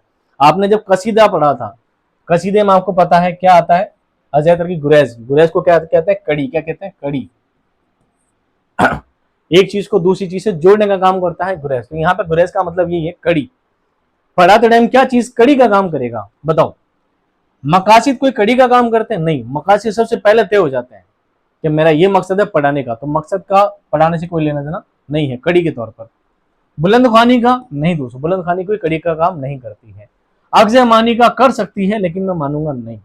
अगजमानी बी चैप्टर में आते हैं पर कड़ी का काम नहीं करते। कड़ी का काम कौन करता है? आखिरी तमहीदी गुफ्तगू। कैसे करता है मैं बताता हूं। एक टीचर क्या करता है, जब क्लास में जाता है तो कुछ तमहीदी सवाल पूछता है कि बच्चों ये बताओ, तो बच्चों ये बताओ, तो बच्चों ये बताओ, तो बच्चे एक एक करके सवाल का जवाब देते हैं। लास्ट में एक मसले का क्वेश्चन पूछता है, समस्यात्मक प्रश्न पूछता है, तो बच्चों इसका जवाब बताओ। फिर बच्चे का नहीं सर ये बात हम जानते ही नहीं, ठीक है। तो तमहीद का आखिरी सवाल होता है। फिर ये ठीक है बच्चों, अगर नहीं जानते चलो आज हम पढ़ेंगे इस नेक्स्ट चैप्टर के बारे में, जिसमें हम फला फला चीज के बारे में क्या करेंगे, डिटेल पढ़ेंगे। वो जो लास्ट की आखिरी तमहीदी गुफ्तगू होती है, वो चैप्टर को और उसकी साबिका मालूमात के बीच में क्या करता है, कड़ी का काम करता है। दैट इज 100% आखिरी तमहीदी गुफ्तगू उसका सही जवाब होना चाहिए। आगे देखिए, दौराने उर्दू तदरीस उस्ताद को तख्ता स्याह पर काम करते वक्त किस बात का ख्याल रखना जरूरी है? बहुत ही प्यारा सवाल है और बहुत कंफ्यूज करने वाला आप लोगों को। इसका सही जवाब दोस्तों मॉडल पेपर नंबर 1 पर मैंने दे रखा है, सवाल तो मैंने। अब आइए आप कंफ्यूज करते हैं, कैसे करते हैं देखिए। तख्ता स्याह के दाएं तरफ खड़े होकर लिखें। ये बायां हिस्सा है, ये दायां हिस्सा है। क्या दाएं तरफ खड़े होकर लिखा जा सकता है? मैं बाईं तरफ खड़ा होऊंगा तभी दाईं तरफ से लिखना शुरू करूंगा। मैं दाएं तरफ खड़े होकर ऐसे कभी नहीं लिख सकता, यूं ऐसे कभी ऐसे नहीं लिख सकता कभी। बाएं तरफ खड़ा होऊंगा तभी दाएं तरफ से लिखना क्या करूंगा, शुरू करूंगा। तो ये चीज क्या है, गलत है। उस्ताद कभी दाईं तरफ खड़ा नहीं होता उर्दू पढ़ाते लिखते वक्त। रंगीन चौक का इस्तेमाल नहीं करें। अरे करनी चाहिए भाई, रंगीन चौक इस्तेमाल करना बढ़िया चीज है। लिखते वक्त चौक से कोई आवाज ना पैदा हो, बिल्कुल आवाज पैदा भी नहीं होनी चाहिए, अच्छी बात है ना। लिखते ध्यान रखें, आवाज पैदा नहीं होनी चाहिए। तख्ता स्याह के दरमियानी हिस्से में ना लिखें। अभी बीच का हिस्सा है, बताओ लिखने में कोई ममानियत है क्या? अरे क्यों नहीं लिख सकते भाई, सही बात है, लिख सकते हैं। अब ये है कंफ्यूज करने का सवाल। तख्ता स्याह के दाएं तरफ खड़े होकर लिखें। लिखना हमेशा कहाँ है, दाईं तरफ से लिखना है, लेकिन खड़े नहीं होना है। रंगीन चौक का इस्तेमाल नहीं करें। इसने पूछा क्या है, किस बात का ख्याल रखना जरूरी है?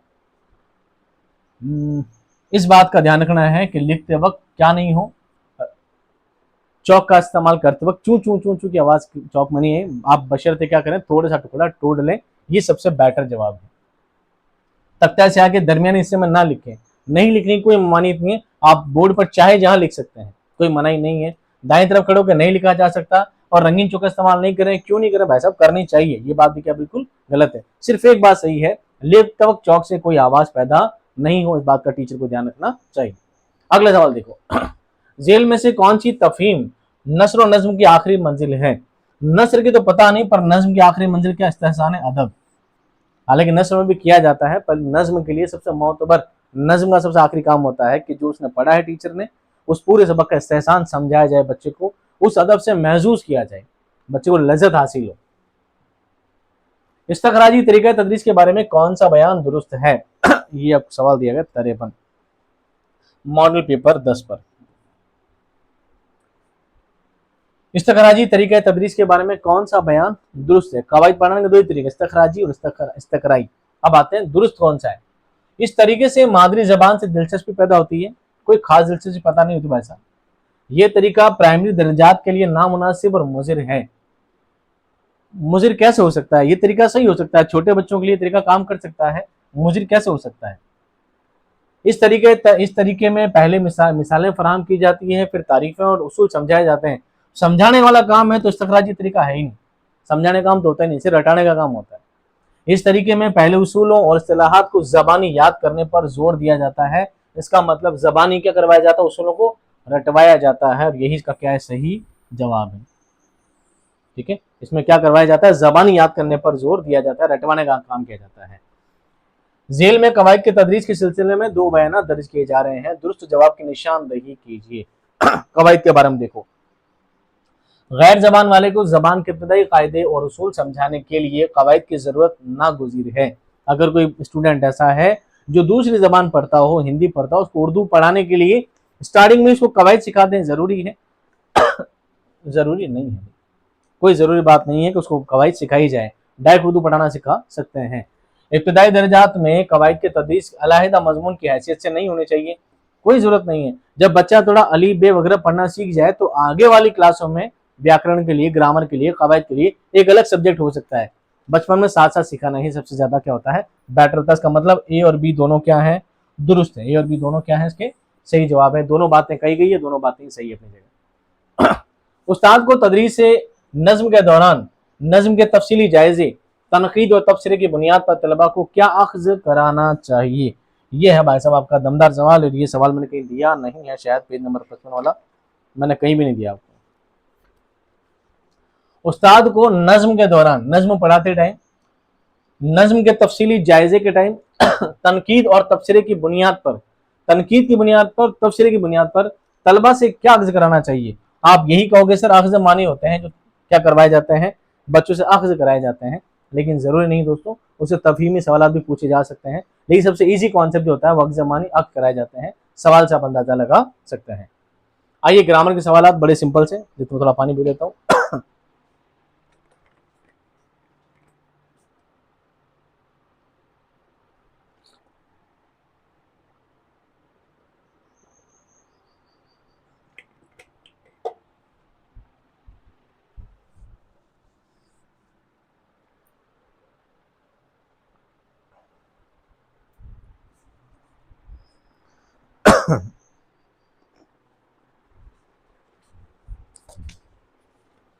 चलो, ग्रामर में तो आपको ज्यादा परेशानी की जरूरत है ही नहीं, धड़ धड़ पढ़ेंगे, जल्दी से पढ़ेंगे, आंसर आ जाएगा।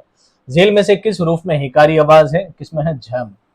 इसको हाया और हिकारी दोनों ही कहा जाता है। इस सवाल 144 में दे चुका हूँ। मॉडल पेपर नंबर 2022 वाले जो सवाल है उसमें आपको सवाल 144 में मिल जाएगा, मैंने मेंशन कर रखा है और हरूफ हिकारी लिख रखा है। अगला सवाल देखो, फतह किसे कहते हैं? जबर को। किसको कहते हैं? जबर को। हालांकि फतह नहीं होता, फतहा होता है। क्या होता है? फतहा, फतह नहीं होता है। ये मिलेगा आपको मॉडल पेपर नंबर 5 में। अगला सवाल देखो, मद को जब खींच कर बोलते हैं या पढ़ते हैं तो ऐसे अलीफ को क्या कहते हैं? ऐसे को कहते हैं अलीफ ममदूदा। ये आपको सवाल मिलेगा दोस्तों मॉडल पेपर नंबर 10 में, अलीफ ममदूदा। एज इट इज लिख रखा है सवाल, सीधे से पढ़ लो। जेल में से किस में हरूफ की आवाज और उनकी हरकत और सकनात से बहस की जाती है? हरूफ की हरकत और सकनात आवाज से बहस किस में की जाती है? इल्म हिजाब में। ये सवाल में इल्मी जवाल यहाँ पे दे रखा है, मॉडल पेपर नंबर 1। ये मॉडल पेपर नंबर पहले का पहला ही सवाल है, किताब के पहला ही सवाल को शामिल आपके पेपर में कर लिया गया। इससे ज्यादा क्या लोगे आप मुझसे? जेल में से कौन सा खालिस अरबी हरूफ है? खालिस अरबी कौन सा है? से। और मैंने यहाँ दो दो के जोड़े में इस्तेमाल किया था, से और जे। मॉडल पेपर नंबर 2022 वाला जो सवाल है उसमें आपको मिल जाएगा।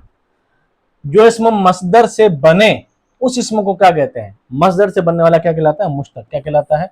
मुश्तक। ये सवाल यहाँ पे दे रखा है, इसमें मुश्तक और पेज नंबर मिलेगा आपको, ये सवाल में मॉडल पेपर नंबर 2 में, मॉडल पेपर नंबर 2 पे सवाल आपको मिल जाएगा। जेल में से कौन सा इसम दो इसमों से मिलकर बना है? आप खुद ही देखो, दो इसम किसमें है? अंजुमन, चश्मा, दस्त या कफगीर। कफ और गीर ये दो मिलकर बने हैं, बाकी सब में सिंगल सिंगल वर्ड है। ऐसी समझ में आपका आ जाएगा।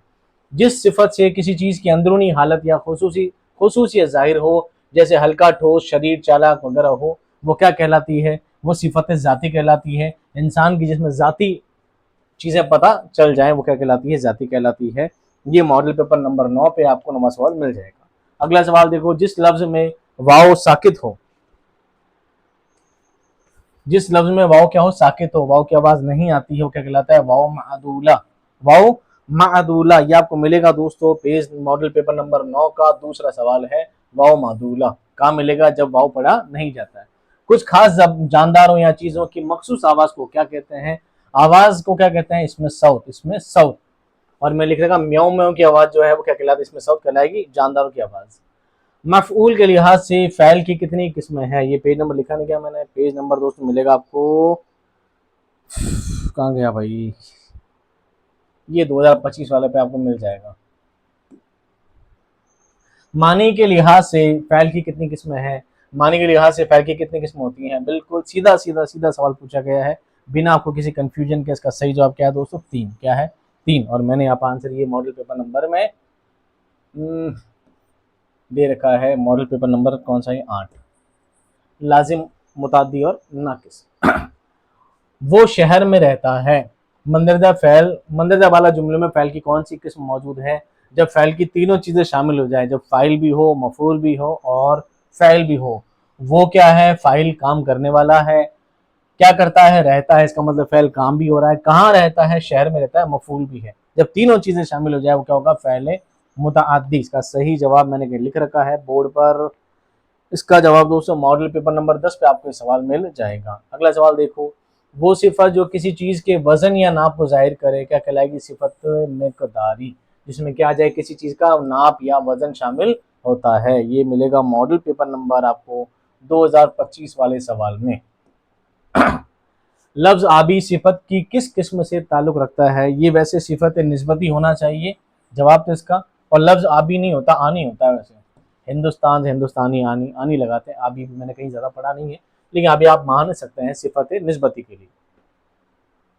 जेल में से कौन सा मुरक्कब अतफी है, अत्फ किसको कहते हैं, अत्फ, हुरूफ अत्फ कौन सा है, वाव, कौन सा है, आओ, बिल्कुल सिंपल सा है। हुरूफ मुरक्कब अतफी कौन सा है, इसमें क्या लगा है, वाव लगा है, बताओ वाव किस में लगा है, बीच में, ईसाले सबाब क्या लगा है, जेर लगा है, साले नौ जेर लगा है, सर्द महरी कुछ भी नहीं लगा है, इस क्या लगा है, नर्मो नाजुक, ये नर्म और ये वाव नाजुक, नर्मो नाजुक, इसमें क्या लगा हो, वाव लगा हो। बड़ा सिंपल सा सवाल है मुरक्कबत अतफी, और सवाल नंबर 21 पे दे रखा है मॉडल पेपर नंबर 1 पर। अगले देखो,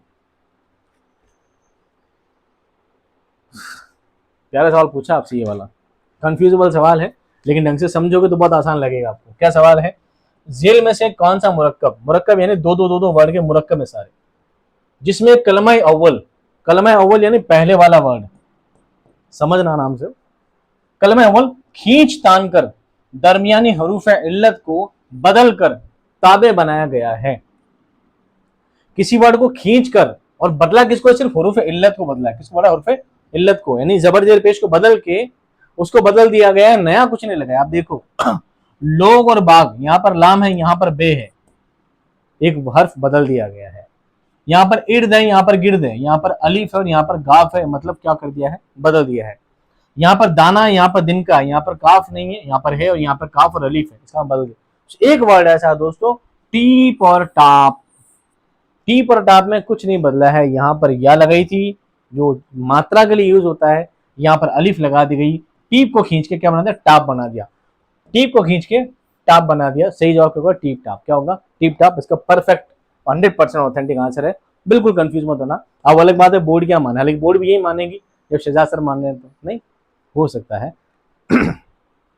अगला सवाल देखो दोस्तों, सवाल नंबर 72, जो इस शोर से मीर रोता रहेगा तो हमसाया काहे को सोता रहेगा, काम होता रहेगा, ये मैंने बहुत बार रिपीट किया जब मैंने ग्रामर क्लास पढ़ी थी, काम होता रहेगा मुस्तकबिल मुदामी, काम होता रहेगा, जब काम होगा नहीं, काम होता रहेगा। फ्यूचर कंटिन्यूअस में जब काम कंटिन्यू होता रहेगा तो वहां पर क्या होगा, मुस्तकबिल मुदामी। मॉडल पेपर नंबर 4, काम होगा वो तो है फ्यूचर की बात है, मुस्तकबिल की बात है, लेकिन काम होता रहेगा ये मुस्तकबिल मुदामी की बात है, काम कंटिन्यू चलता रहेगा। उस फैल को क्या कहते हैं जिससे जमाना हाल में इम्कान पाया जाए, इम्कान मतलब होता है, इम्कान मतलब होता है संभावना, इसको बोलते हैं शंका, हिंदी में क्या कहते हैं, शंका। वो कौन सा वर्ड है जिससे हाल में क्या पाया जाए, शंका पाया जाए, शक पाया जाए, संभावना पाई जाए, वो दोस्तों हाल एहतमाली, एहतमाल यानी होता है शक, इसको हाले शकिया भी लिख रखा है मैंने जगह, हाले शकिया समझाने के लिए। हाले एहतमाली को क्या लिख रखा है, हाले शकिया भी लिख रखा है, और आप इससे समझ जाएंगे। बेजान उस्मा की तज़कीर तानीस किस तरह होती है? दादा का दादी, भाई का बहन, ये सब सिंपल चीजें हैं, ये सब होती है हकीकी, ये सब होती है असली। और जो बेजान होती है उनको कैसे लगाते हैं, कयासी। कि अगर वर्ड गेंद है तो आपको तो अंदाजा लगाओ गेंद गिर रही है या गिर रहा है, तो हम अंदाजे से लगा सकते हैं गेंद है तो गिर रही होगी, है ना। बहुत सारे वर्ड है जो दोनों में यूज किया जाता है, जैसे कलम है, कलम गिर भी गई है, कलम गिर गया, दोनों इस्तेमाल किया जाता है। बहुत सारे वर्ड होते हैं, लेकिन फिर भी बेजान चीजों की तज़कीर कयासी, कयास कहते हैं आइडिया लगाकर, अनुमान लगाकर, अंदाजा लगाकर इस्तेमाल किया जाता है कि इसकी मोनस क्या होगा। लफ्ज धोबी का मोनस क्या होगा, धोबन। ये आप जब मेरे नोट्स वाली किताब में जाओगे, मैंने लिख भी रखा है धोबी का धोबन। ये पेज नंबर आपको मिलेगा बुक में, मेरे मिलेगा 49 नंबर पेज पे। पढ़ने वालों ने पढ़ा होगा, सर ने क्या धोबी धोबना सब लगा रखा है यहाँ पे, ये कोई तरीका है क्या, लेकिन आते हैं दोस्तों।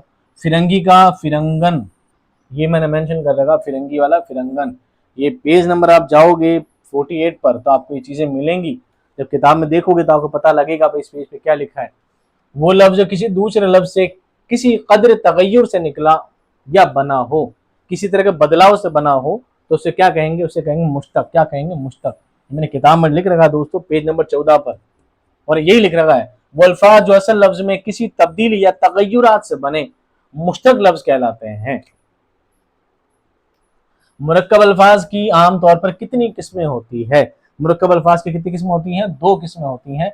ये बुक में जाओगे, पेज नंबर लिखना भूल गया मैं इसका, मुरक्कब ताम और मुरक्कब नाकिस। सुल्तान की जमा क्या है? सुल्तान की जमा होती है सलातीन। क्या होती है?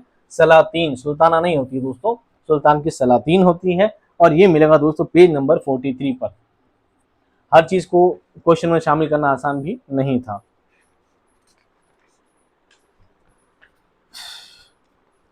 इसम की वो हालत जिससे मालूम हो कि वो कोई काम को करने वाला है। जब किसी काम को करने का पता लगे दोस्तों, क्या है? फाइली हालत। क्या है? काम करना, फाइल से पता लगता है। मैंने लिखा रखा हालत फाइली। जब इसमें काम की हालत में हो तो क्या कहलाएगा? हालत फाइली। ये आपको मिलेगा दोस्तों page number model paper number 8 पे ये सवाल आपको मिल जाएगा। जेल में से कौन सा लफ्ज अगरचे वाहिद इस्तेमाल होता है लेकिन उसमें से एक से ज्यादा मफहूम मौजूद होता है? ये सवाल मुझे कम से कम मान के चलो 10 बच्चों ने, 10 कैंडिडेट ने फोटो खींच कर भेजा। सर इसका जवाब, सर कोई क्या बता रहा, कोई क्या बता रहा, कोई क्यों बता रहा है। आप बिल्कुल कॉमन सेंस से खुद ही छोटे बच्चों की तरह भी आप बोल के समझ के देखोगे तो इस सवाल का जवाब आराम से निकाल पाओगे। मुश्किल नहीं है। कंफ्यूज क्या है? सवाल ढंग से पढ़ोगे तो समझ जाओगे। कौन सा लफ्ज अगरचे वाहिद इस्तेमाल होता है, यानी वाहिद बोला जाता है, समझ गए? वाहिद बोला जाता है लेकिन इसमें एक से ज्यादा का मफहूम मौजूद है, यानी उसमें एक से ज्यादा हो सकते हैं। जैसे घर नहीं होगा, एक है तो घर, ज्यादा है तो घरों या बहुत सारे घर लिखा जाता है, मेंशन किया जाता है। तख्त नहीं हो सकता। आप कंफ्यूज हो आंख और जोड़े के अंदर। अब देखो, जोड़ा के लिए कहा जाता है जोड़ा गिर गया। जोड़ा में जोड़ा में हमेशा एक बुलबुल और बुलबुली का जोड़ा, यानी एक कौवा और कौवी का जोड़ा, एक शेर और शेरनी का जोड़ा। देखो वो जोड़ा भाग गया, कभी नहीं कहता जोड़ा भाग गए। ये जोड़ा मेरे हाथ से गिर गया। मेरे हाथ में एक बॉल का जोड़ा था, वो गिर गया। मेरे हाथ में टेबल का जोड़ा था, वो ऐसा था, वो टूट गया। तो यानी इसको बोला जाता है कि टूट गया, कभी गए नहीं बोला जाता है। इसका ऑथेंटिक और सही जवाब क्या होगा दोस्तों? जोड़ा। 100% जोड़ा इसका सही जवाब होगा। अब आपको वैसे आंख क्यों नहीं होगा? आप हमेशा ही सुनोगे एक आंख खराब हो गई, मेरी दूसरी आंख खराब हो गई। ऐसा जब आप बोलोगे दोनों, आप बोले आंखें फूट गई क्या? आप कभी नहीं बोलते आंख फूट गई क्या? क्या बोलते हैं? आंखें फूट गई क्या, आंखें खराब हो गई क्या, आंखें दर्द कर रही हैं। आंख दर्द कर रही है, कभी नहीं बोला। आंखें दर्द कर रही है, दोनों आंखों में प्रॉब्लम है, तो आंख के साथ आंखें इस्तेमाल किया जाता है। आंख खुद सिंगुलर बोला जाता है, ज्यादा के लिए आंखों या आंखें इस्तेमाल किया जाता है। जोड़ा हमेशा वाइड बोला जाता है, लेकिन इसमें हमेशा कितनी चीजें होती है? 2 चीजें होती है। 100% इसका क्या है? ऑथेंटिक आंसर है। अगला हो, जेल में से कौन सा लफ्ज असलन जमा है मगर वाहिद इस्तेमाल होता है? अखबार गिर गया, अखबार, अकवाल नहीं, अमाल नहीं, और बाल भी नहीं। बाल को लेकर कंफ्यूज मत होना दोस्तों, बाल नहीं बनाए। बालों में तेल लगा लो, बाल में तेल लगा नहीं बोलता, तरीका तो बालों में तेल लगा लो। असल लफ्ज क्या है? अखबार। अखबार असल में जमा है। अखबार जमा है खबर की। खबर की जमा अखबार और अखबार की जमा अखबारात, जमाउल जमा इसको कहते हैं। ये मैंने पढ़ाया था कि अखबार को हम ज्यादातर क्या करते हैं, सिंगुलर पढ़ते हैं, जबकि अखबार खुद अपना में क्या है, जमा वर्ड है। अखबार बहुत सारी खबरों की जमा अखबार, और हम कहते अखबार पढ़ लिया, अखबार कर लिया, अखबार फट गया, अखबार ला देना, अखबार दे देना, है ना, ये अखबार काम में लिया गया, अखबारों को काम में, अखबारों और अलग निकल जाता है, हिंदी में हम जोड़ देते हैं। असल जवाब इसका क्या होगा, अखबार होगा, कंफ्यूज ना हो। मुरक्कब जुमले अगर नहवी लिहाज से जुदागाना और बराबर की हैसियत रखते हो तो ऐसे जुमले को क्या कहेंगे, ऐसे को कहेंगे दोस्तों हम रुतबा। क्या कहेंगे, हम रुतबा। मैंने मेंशन नहीं किया है, आपको सिर्फ याद रखना है। चूंकि तुम नहीं थे इसलिए मैं चला आया, ये क्या है दोस्तों, ये सबबी जुमला है। क्या है, सबबी। अब आप देखो, जब आप किताब में जाओगे, ये मॉडल पेपर वाली किताब मैं आपको वापस दिखा देता हूँ, ये वाली किताब अगर आपने पढ़ी हो, ये किताब अगर आपने मंगाई हो, ये किताब अगर आपने देखी हो, इस किताब में मैंने क्वेश्चन नंबर 87 डाल रखा है, और ये मैंने डाल रखा है पेज नंबर, ये 2022 वाले में मैंने मेंशन कर रखा है। सवाल देखना, चूंकि तुम नहीं थे इसलिए मैं चला आया, चूंकि तुम नहीं थे इसलिए मैं चला आया। बुक में एज इट इज लाइन लिखी थी, वही सवाल वापस आया, उसका सही जवाब क्या था, सबबी जुमला। 3 जुमले मैंने और मेंशन किए थे। बहुत ढंग से किताब पढ़ी होकर आपने तो बहुत सारे सवाल बिल्कुल सीधे सीधे आपने रिलेट किए होंगे। ये लकड़ी की कुर्सी है, जुमले में हालत की कौन सी सूरत है, ये है दोस्तों इजाफी हालत। क्या है, इजाफी।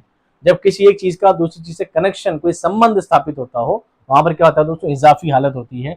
लकड़ी की कुर्सी है, जैसे अहमद का घोड़ा है, रानी का घर है, ठीक है, लकड़ी का डब्बा है, जहां पर का की के इस्तेमाल होते हैं, वहां पर क्या होता है, इजाफी हालत हो जाती है। और ये मैंने बता रखा है आपको पेज नंबर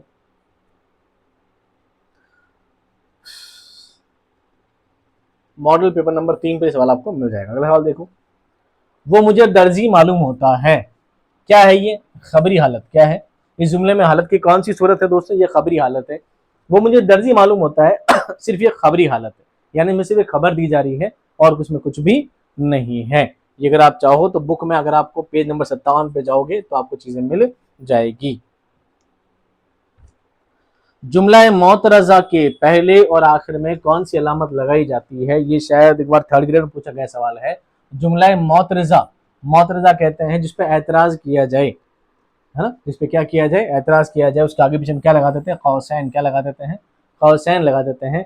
कुछ भी लिखते लिखते लिखते बीच में कोई वर्ड चीज आ गई जिसपे एतराज हो, ऐसा नहीं मैं ऐसा कहना चाह रहा था, उस चीज को समझाने के लिए बीच में क्या लगा देते हैं, कौशक लगा देते हैं उसके जस्ट आगे, और अपनी बात को क्या कर देते हैं, कंटिन्यू कर देते हैं। तो वहां पे क्या लगाया जाता है, कौसैन।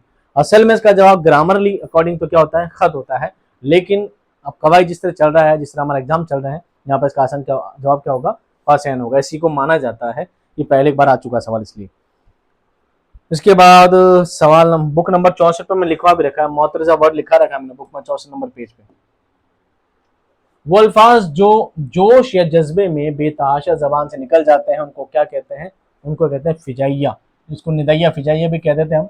फिजाइया अल्फाज होते हैं आ, ओ, सॉरी, ठीक है, अल्लाह अकबर, अल्लाह अल्लाह, सुभान अल्लाह, ये सारे वर्ड होते हैं, लिखवा दिए जाते हैं। पेज नंबर आपको मिलेगा ये 62 पे, आपको इसका जवाब पूरा डिटेलिंग में मिल जाएगा। बारिश हो रही थी और बिजली चमक रही थी, सवाल मैंने ये, सवाल भी यही है, और मैंने एग्जाम्पल आपको दिया था, एग्जाम्पल भी दिया था, मैं बरस रहा था और बिजली चमक रही थी। थोड़ा मैं को क्या कर दिया, बारिश कर दिया है। ये क्या चीज है, ये है दोस्तों, ये आपको मिलेगा पेज नंबर 59 पर, पेज नंबर 59 पर, मुरक्कब मुतलक। जब दो जुमले ऐसे हों कि दोनों जुमले एक दूसरे पर क्या आधारित नहीं हो, यानी बारिश हो रही थी ये अलग बात है, बिजली चमक रही थी अलग बात है, दोनों एक दूसरे से अटैच हैं तो सही, लेकिन एक दूसरे पर आधारित या निर्धारित नहीं है, एक दूसरे से क्या नहीं रखते हैं। ऐसा नहीं है कि आधा जुमला हटाने से बात अधूरी रह जाएगी, ऐसा बिल्कुल भी नहीं है। तो क्या कहलाएगा, मुरक्कब मुतलक। जब सख्ते से ज्यादा ठहराव की जरूरत पड़े तो उसको कौन सी अलामत इस्तेमाल करते हैं, वो कहलाती है वक्फा। हम लगाते हैं कॉमा, और कॉमा से ज्यादा ठहरना हो तो क्या लगा देते हैं, सेमी कॉलन को क्या कहते हैं, वक्फा। क्या कहते हैं, वक्फा। पेज नंबर आपको मिलेगा मॉडल पेपर नंबर 8 पर। आप कुछ बच्चे कहेंगे सिर्फ 12 मॉडल पे लिख रहे हैं, इसलिए लिख रहे हैं जो सवाल मैंने लिख दिया मेरे मॉडल पेपर में, उसके लिए तो आपको किसी रिसोर्स पे जाने की जरूरत है ही नहीं, किसी सोर्स पे जाने की जरूरत नहीं, कि धक्के जरूरत नहीं।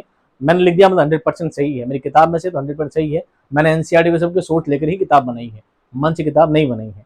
लेकिन जहाँ सवाल थोड़े आउट आ जाएंगे जहाँ पर, तो आपको बताना जरूरी होगा कि किताब कहाँ से, कौन से हवाले से, कौन से सोर्स आया है, तो इसलिए आप रिट लगाने में आपको परेशानी नहीं हो। जब मैंने बता दिया इसका जवाब ये है तो जवाब यही है। जहां मैं खुद कंफ्यूज होऊंगा किसी के सवाल में तो आपको स्टार लगा दूंगा, मैं आपको परेशान नहीं करूंगा जबरदस्ती। अगले सवाल है दोस्तों, अर्जी नवीस अर्जी लिखने के दौरान किस हिस्से में अपने मुद्दे की तफसीलात तहरीर करता है। अर्जी लिखने के जो हिस्से होते हैं वो अपनी बात तफसील से कहाँ बयान करता है, नफ्से मजमून क्या करता है, नफ्से मजमून में अपनी सारी बात क्या करता है, बयान करता है तफसील के साथ। बोतल होंगे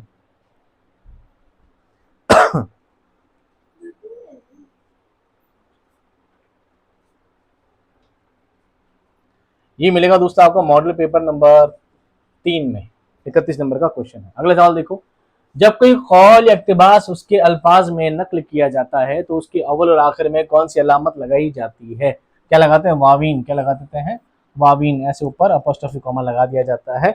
और ये दोस्तों मैं आपको मॉडल पेपर नंबर 9 में सवाल मेंशन कर चुका हूँ। अर्जी नवीस को अपना नाम और पता कहाँ लिखना होता है। तो हम हिंदी उर्दू सब में कंफ्यूज ज्यादा रहेंगे तो परेशान ज्यादा हो जाएंगे। अर्जी नवीस अपना नाम और पता कहाँ लिखता है, ये अर्जी का पूरा परफॉर्मा है। ये मैंने आज इट इज आपको पूरा किताब में छाप कर दिया कलर के अंदर। ये यही कि ये अर्जी लिखने का तरीका होता है, पहला आगाज होता है, उन्वान होता है, आदाब होता है, नफ्स मजमून होता है, और इख्तिताम पर जो अर्जी लिखता है वो चीज का लिखता है, ये दायां है और ये बायां है। तो क्या लिखता है, बाई जानिब सबसे नीचे यानी आखिर में सफे के बाएं जानिब यानी लेफ्ट में लिखा करता है। ये चीज का क्या होगा, आंसर होगा। ये मैं फोटो लेकर आ गया ताकि आपको पता लग जाए। मजमून के लुग़वी मानी क्या होते हैं है ना, परेशानी वाला सवाल। मजमून के लुग़वी मानी सभी होते हैं। आप कहेंगे सर क्यों कंफ्यूज कर रहे हो। कंफ्यूज वाली बात यह है, आपको किसी ने बताया होगा मजमून का मतलब तजमीन किया हुआ, सही जवाब इसका मतलब होता है। आपको कोई उस्ताद मोहतरम बताएंगे मजमून का मतलब होता है गिरफ्त में लिया हुआ, इसका मतलब ये भी होता है। आपको मौजू पर पेश किया गया, ये ऑथेंटिक हम आम राय में इस चीज को हम ऐसे बोलते हैं कि मजमून मतलब मौजू पर पेश किया गया, ये भी जवाब सही है। लेकिन एक रेखता की वेबसाइट है या रेखता की जो लुगत है उसमें का जवाब है मजमून का मतलब होता है जिमन में लिया हुआ, अंडर में लिया हुआ। ये इसका सही क्या आंसर है और मैं इसी को ही सही मानूंगा। अब देखते हैं बोर्ड इसको क्या मानता है। इसलिए दोस्तों मैं इस सवाल पर क्या लगा दूंगा आपके लिए स्टार, कि बोर्ड क्या आंसर इसका मानता है। आंसर का 2 होना चाहिए। जिसके नाम दरख्वास्त लिखी जाती है उसे किस तरह मुखातिब किया जाता है। हम किसी को दरख्वास्त लिखते हैं तो वो कोई होता है ओहदेदार, उसके ओहदे से। टू द हेडमास्टर है ना, टू द हेडमास्टर लिखते हैं सेवा में श्रीमान प्रधानाध्यापक महोदय, सेवा में श्रीमान प्रधानाचार्य महोदय, सेवा में श्रीमान अधिकारी महोदय। हम ये थोड़ी लिखते हैं, अगर मान लो किसी स्कूल का प्रिंसिपल मोहनलाल है तो ये तो सेवा में हो मोहनलाल जी, ऐसे नहीं लिखते हैं, उनका नाम नहीं लिखते हैं। बल्कि हम किसको लिखते हैं जी, हमेशा ओहदे को। किसको लिखते हैं, उसके ओहदे को। ये चीज मैंने यहाँ मेंशन कर रखी है। दरख्वास्त निगारी में आगाज सरनामा में क्या लिखा जाता है, जिसका दरख्वास्त लिखी जा रही है उसका ओहदा लिखा जाता है। क्या लिखा जाता है, ओहदा लिखा जाता है। और ये सवाल दोस्तों आपको मिलेगा page number model paper number 2 पर क्वेश्चन नंबर 31। अगला सवाल देखो, अर्जी में मकसद की वजाहत किस तरह करनी चाहिए। मैंने लिखा रहा है मुख्तसर लफ्जों में। हम अर्जी लिखेंगे तो सामने वाला कौन है, अधिकारी है, सामने वाला कोई बड़ी पोस्ट पर आदमी है, उसके बाद टाइम नहीं हो ज्यादा से ज्यादा लंबी चौड़ी चीज आपकी पढ़े, इतना टाइम नहीं है। तो जो आपको मुद्दा बयान करना है कम से कम शॉर्ट से शॉर्ट आपको बयान करना होता है। अगला सवाल है, खत लिखने वाले को क्या कहते हैं। खत लिखने वाले, खत को कहते हैं मकतूब और खत लिखने वाले को कहते हैं मकतूब निगार। जिसको खत लिखा जा रहा है उसे कहते हैं मकतूब इलैह। ये मैंने लिखा है मकतूब निगार किसे कहते हैं, खत लिखने वाले को। ये क्वेश्चन नंबर 21 मैंने मेंशन किया है 2025 वाले पेपर में। जिस मजमून में मौजू की तशरीह के बाद मुस्बत और मनफी दोनों पहलुओं को दलाइल के साथ पेश किया जाए उसे किस तरह का मजमून कहा जाता है। जब दलाइल की बात होती है तो मैंने लिख रखा है दोस्तों फिक्री मजमून। क्या लिख रखा है, फिक्री मजमून या फिक्रिया मजमून। फिक्र किसमें आती है, जब बात को दलील के साथ पेश किया जाता है।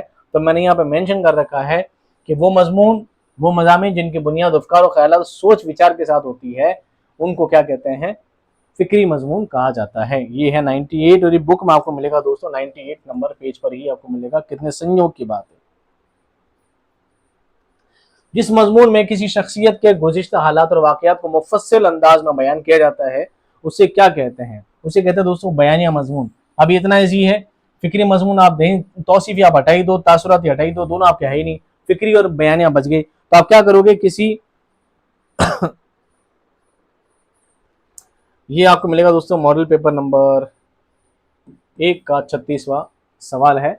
बयानिया मजमून में क्या किया जाता है, तो लिख रखा है किसी खास शख्स, जगह या शय का जिक्र, जो मैंने लिख रखा है किसी शख्सियत की गुज़िश्ता हालात के बारे में बयान किया गया हो। सवाल नंबर 100, ये बुक में 95 नंबर पेज पे आपको पूरा मैंने डायग्राम बना के दे रखा है। खत के आखिरी हिस्से में यानी खात्मे में क्या होता है, क्या होता है, मकतूब निगार का नाम होता है, मकतूब इलैह से उसका बाहमी रिश्ता होता है, ताल्लुक और रिश्ता बयान किया जाता है। ये आपका खत का सरनामा होता है, पेशानी होती है, फिर अलकाब, फिर आदाब, फिर मजमून, असल नफ्स मजमून होता है, इख्तितामिया, इख्तितामिया खात्मे को ही कहते हैं। आखिर में क्या होता है, वस्सलाम आपका बेटा अली बेजिम, यानी जो रिश्ता है वो होता है, और मकतूब निगार का नाम होता है जो खत लिख रहा हो। ये इसका सबसे लास्ट पोर्शन होता है। 101, चलो 100 सवाल तो हो गए, पानी पी लेते हैं एक बार।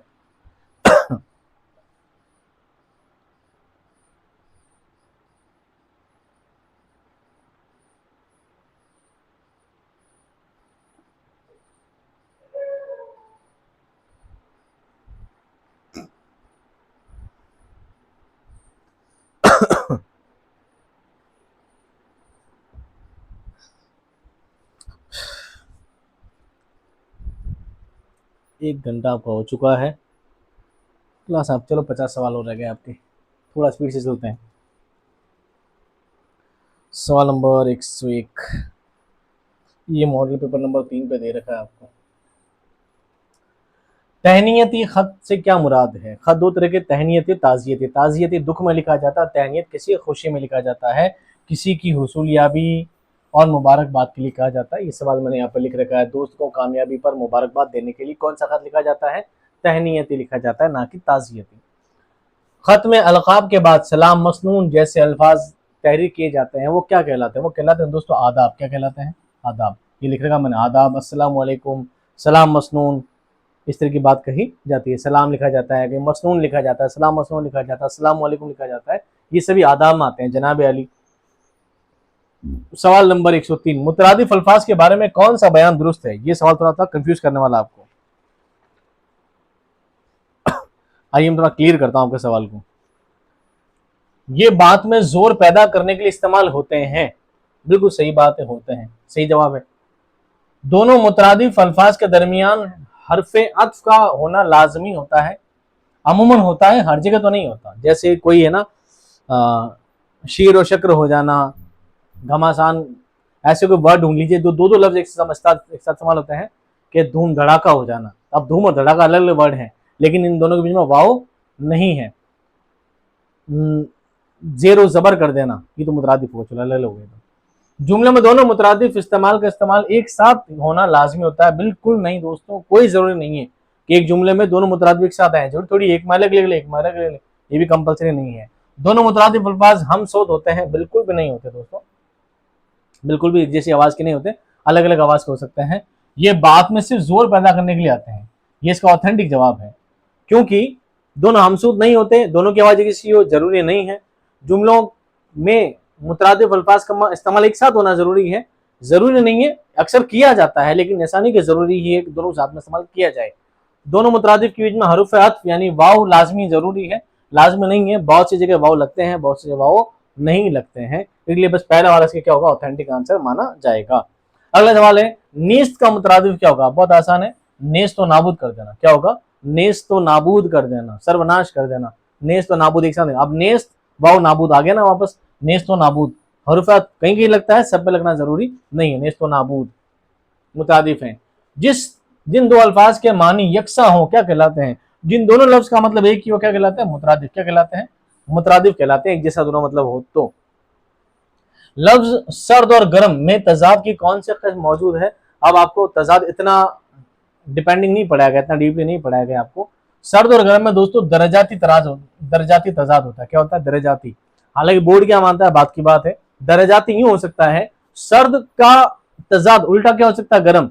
अब ये सर्द कितना सर्द है और गर्म कितना गर्म है, एक डिग्री वाला जहां मैटर आ सकता है, वहां पे क्या मानेंगे हम? दरजाती। जैसे भाई का बहन, ये जैसे अपोजिट मान लिया जाता है, अपोजिट मान लिया जाता है, वो हो जाएगा हकीकी। क्या हो जाएगा? हकीकी। असल में इसके अलावा कोई जवाब उसका नहीं हो सकता। लेकिन बात जब दर्जात की जाता है, डिग्री की बात की जाए, तो वहां क्या मानेंगे? दर्जाती तजाद। हम कयासी भी नहीं मान सकते, ये एक दूसरे के कयासी थोड़ी है कि कि सर्दी का क्या हो सकता है, गर्म भी हो सकता है। एक कयास नहीं, आइडिया नहीं है, बल्कि गर्म है 100%। और मुतरादिफ तो है ही नहीं, एक दूसरे के मुतरादिफ नहीं है। सर्द अलग चीज है, गर्म अलग चीज है, एक दूसरे के मुतरादिफ नहीं है। तो क्या मानेंगे, दूसरा। अब देखते हैं बोर्ड क्या मानता है। आ बैल मुझे मार क्या है, जरबुल मिस्ल क्या है, जरबुल मिस्ल क्या है, कहावत है। आ बैल मुझे मार क्या है, कहावत है। और मैंने लिखा रखी है, पेज नंबर अपने वाले मेंशन कर रखी है। आ बैल मुझे मार, मार लिया भाई साहब। हाँ बैल मुझे मार बुक में दोस्तों पेज नंबर आपको 88 पे इसका सवाल का जवाब मिल जाएगा। जिस फिक्रे, जुमले या कॉल के पीछे कोई कहानी या वाक्य लाजिम तौर पर मौजूद हो उसे क्या कहते हैं, उसे भी जरबुल मसल कहते हैं। उसे रोजमर्रा नहीं कहेंगे, रोजमर्रा कुछ नहीं चीज होती, रोजमर्रा नहीं कहेंगे। मुहावरा नहीं कहेंगे, मुहावरा के पीछे कोई पूरी इंसिडेंट होना जरूरी नहीं है, पूरी कहानी हो। कह मकरनी, कहकर मुकर जाना, एक ऐसी शेरी सिंफ है, कहकर मुकर जाना, कह मुकरनी, मकरनी नहीं होता, कह मुकरनी होता है, कह मुकरनी ये भी नहीं है। जरबुल मिस्ल के पीछे पूरी कहानी, एक पूरा वाकया होता है। गैर का जब मुझे आया ख्याल, मेरी छाती पर सांप लौट गए। दर्द वाला शेर में छाती पर सांप लौट गए क्या है, हसद से जलना, ये मुहावरा है दोस्तों। छाती पर सांप लौट जाना ये एक तरह की मुहावरा, ये एक तरह क्या है, कहावत है। जरबुल मिस्ल के उसकी कामयाबी देख के मेरी छाती पर सांप लौट गए, ये जलना, हसद से, जलन से जलना। अल्लाह ताला हसद से सभी को क्या अता फरमाए, दूरी अता फरमाए। हसद करना बहुत बड़ा गुनाह है। मीर हमदन भी कोई मरता है, जान है तो जहान है प्यारे। दर्द वाला शेर में क्या मौजूद है, जान है तो जहान है। ये क्या है दोस्तों, जरबुल मिस्ल है, ये एक तरह की कहावत है। जान है तो जान है, मुहावरा नहीं, एक तरह क्या है, कहावत है। और बहुत आम चीज है दोस्तों, कई चीजें बहुत, आप भाई देखो कहावत, कहावत से कितने सिंपल सिंपल सवाल उठा लिए इसने।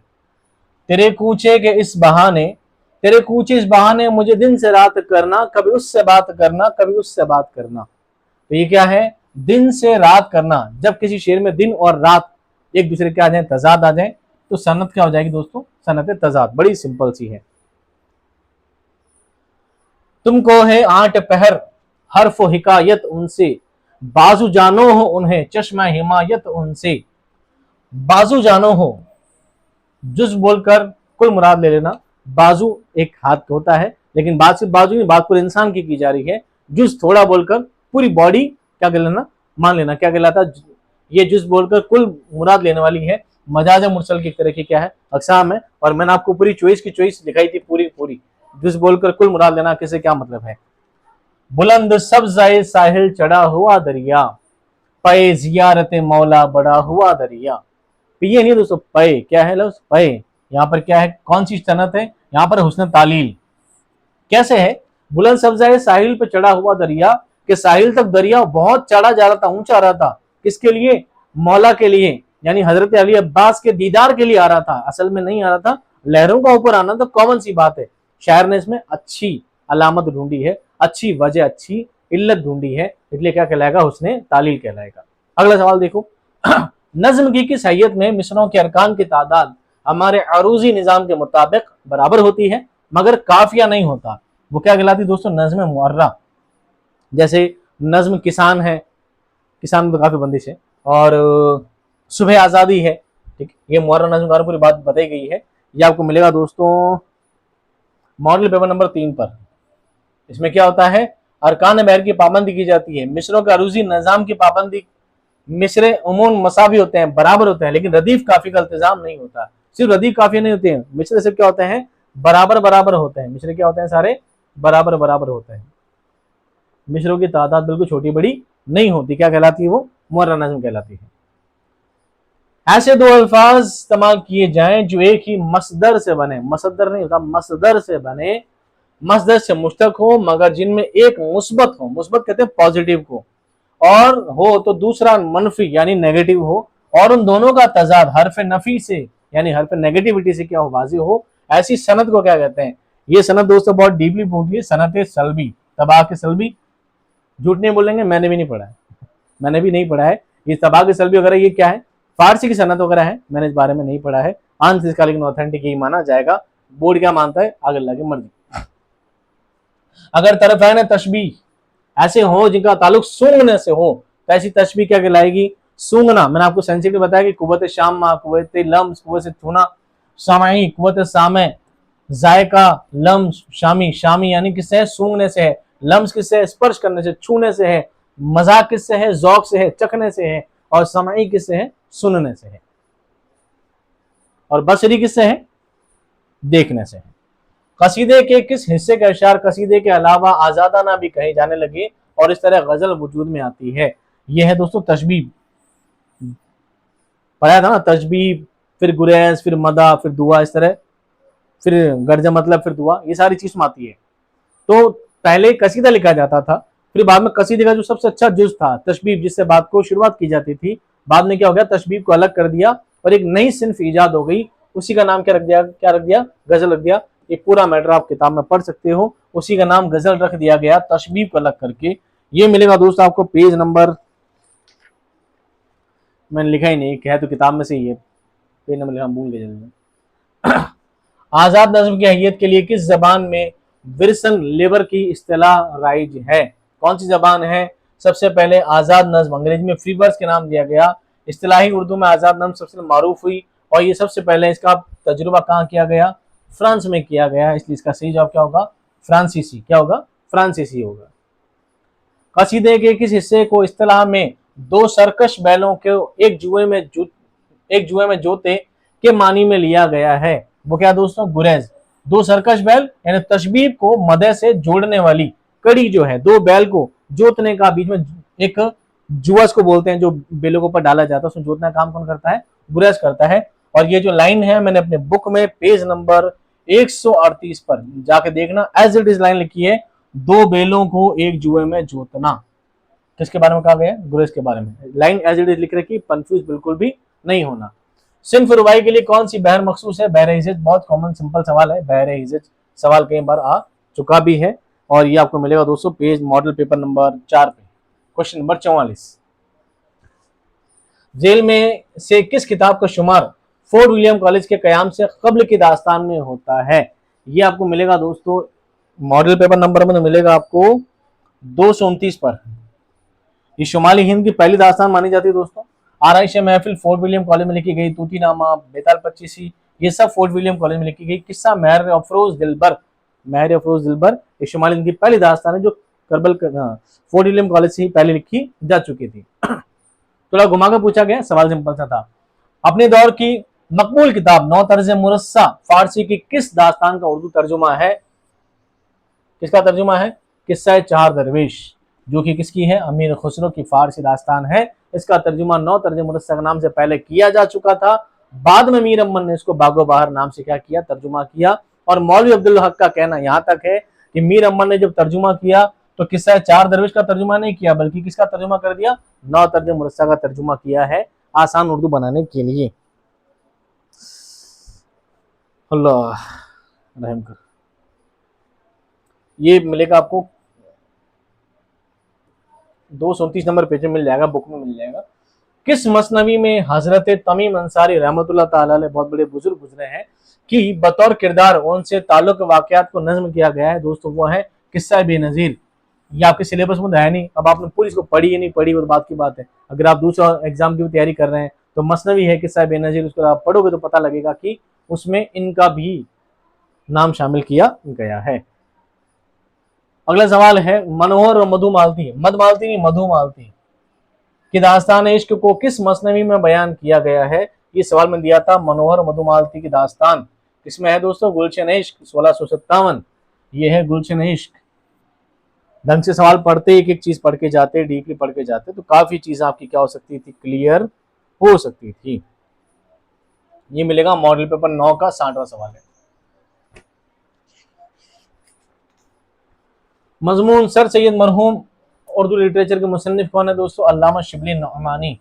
अल्लामा शिबली नौमानी इसके क्या है, राइटर हैं। जेल में से कौन सा बयान दुरुस्त है? कंफ्यूजेबल सवाल है लेकिन आसान बहुत है। ज़ौक़ के सभी कसीदे मजहबी हैं? नहीं, वो दरबार में रहते थे, मजहबी कसीदे नहीं है। ज़ौक़ के सभी कसीदे बादशाहों की मदा में और खालिस दरबारी जिंदगी की पैदावार है? बिल्कुल सही बात है। ज़ौक़ के सभी कसीदे बहादुर शाह जफर की मदा में? नहीं नहीं, अकबर शाह सानी के लिए भी लिखे हैं, सिर्फ बहादुर शाह जफर के लिए नहीं।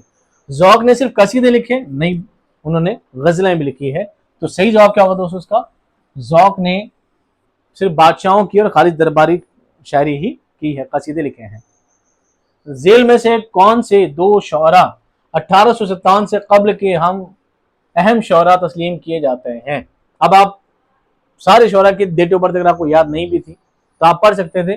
फानी बदायूनी, असगर गोंडवी, इनको गजल के अरबा में काउंट किया जाता है, जदीद शायरी में, तो ये दोनों तो हो नहीं सकते थे। फिराक गोरखपुरी, नासिर काजमी जदीद शायरी के अलम बरदार कहलाते हैं। नासिर बहुत बड़ा नाम है जदीद शायरी में, यानी ये दोनों भी नए हैं, दोनों नए। अब बच गए कितने? 4। दाग और अमीर, अगर किसी ने इसको मीर पढ़ लिया तो कंफ्यूज हो जाएगा। मीर नहीं है, अमीर। अमीर मीनाई पूरा नाम क्या है इनका? अमीर मीनाई। उसके बाद है मिर्जा मजहर जाने जाना और अशरफ अली फुगा। जब आप गजल का आगाज और तक पढ़ोगे तो आपको पता लगेगा कि जब इहाम गोई का दौर आया था उस जमाने में, उसके बाद आए कौन? मीर। सब उनके बाद के काम है। और दाग ने तो खुद ने किससे जौक से शागिर्दी, जौक से क्या करी थी? शागिर्दी करी थी, यानी ये बहुत बात के शायर हैं। इसका मतलब ये भी उसमें शामिल नहीं है। बच गए कौन? मिर्जा मजहर जाने जाना और अशरफ अली फुगा। ये इहाम गोई के दौर के सारे शायर हैं, वली के बाद के शायर हैं सारे, 1700 के बाद के। जेल में से किस शायर ने हिंदू देवमाला से अपनी गजल को एक खास दिलकशी बख्शी? लफ्ज क्या है? हिंदू देवमाला। किताब में लिखा रखा है पेज नंबर 286 पे, फिराक ने हिंदू देवमालाओं से अपने कलाम को जीनत बख्शी है। किसने? फिराक गोरखपुरी ने। अब बताओ क्या नहीं लिखा था? मैं सब कुछ लिखाता हूँ, सारा डाटा, सारी क्लास, हर एक चीज बताता हूँ तुम्हें।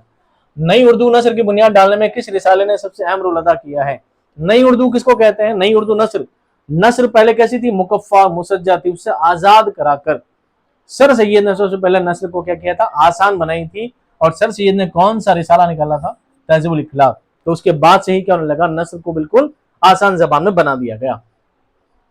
असगर गोंडवी ने इलाहाबाद आकर किस रिसाले की इजारत के फराइज अंजाम दिए? वो कौन सा था? हिंदुस्तानी रिसाला हिंदुस्तानी। ये आपको मेरे टेस्ट सीरीज में सवाल मिल जाएगा, किताब में भी आप 14,255 नंबर पेज पे देख सकते हो। मालन और जामुन वालियां किसकी नज्म है? जोश मलियाबादी की। और मैंने ये दे रखा है आईएमपी क्वेश्चन में 365 नंबर पे, आईएमपी मोस्ट इंपोर्टेंट।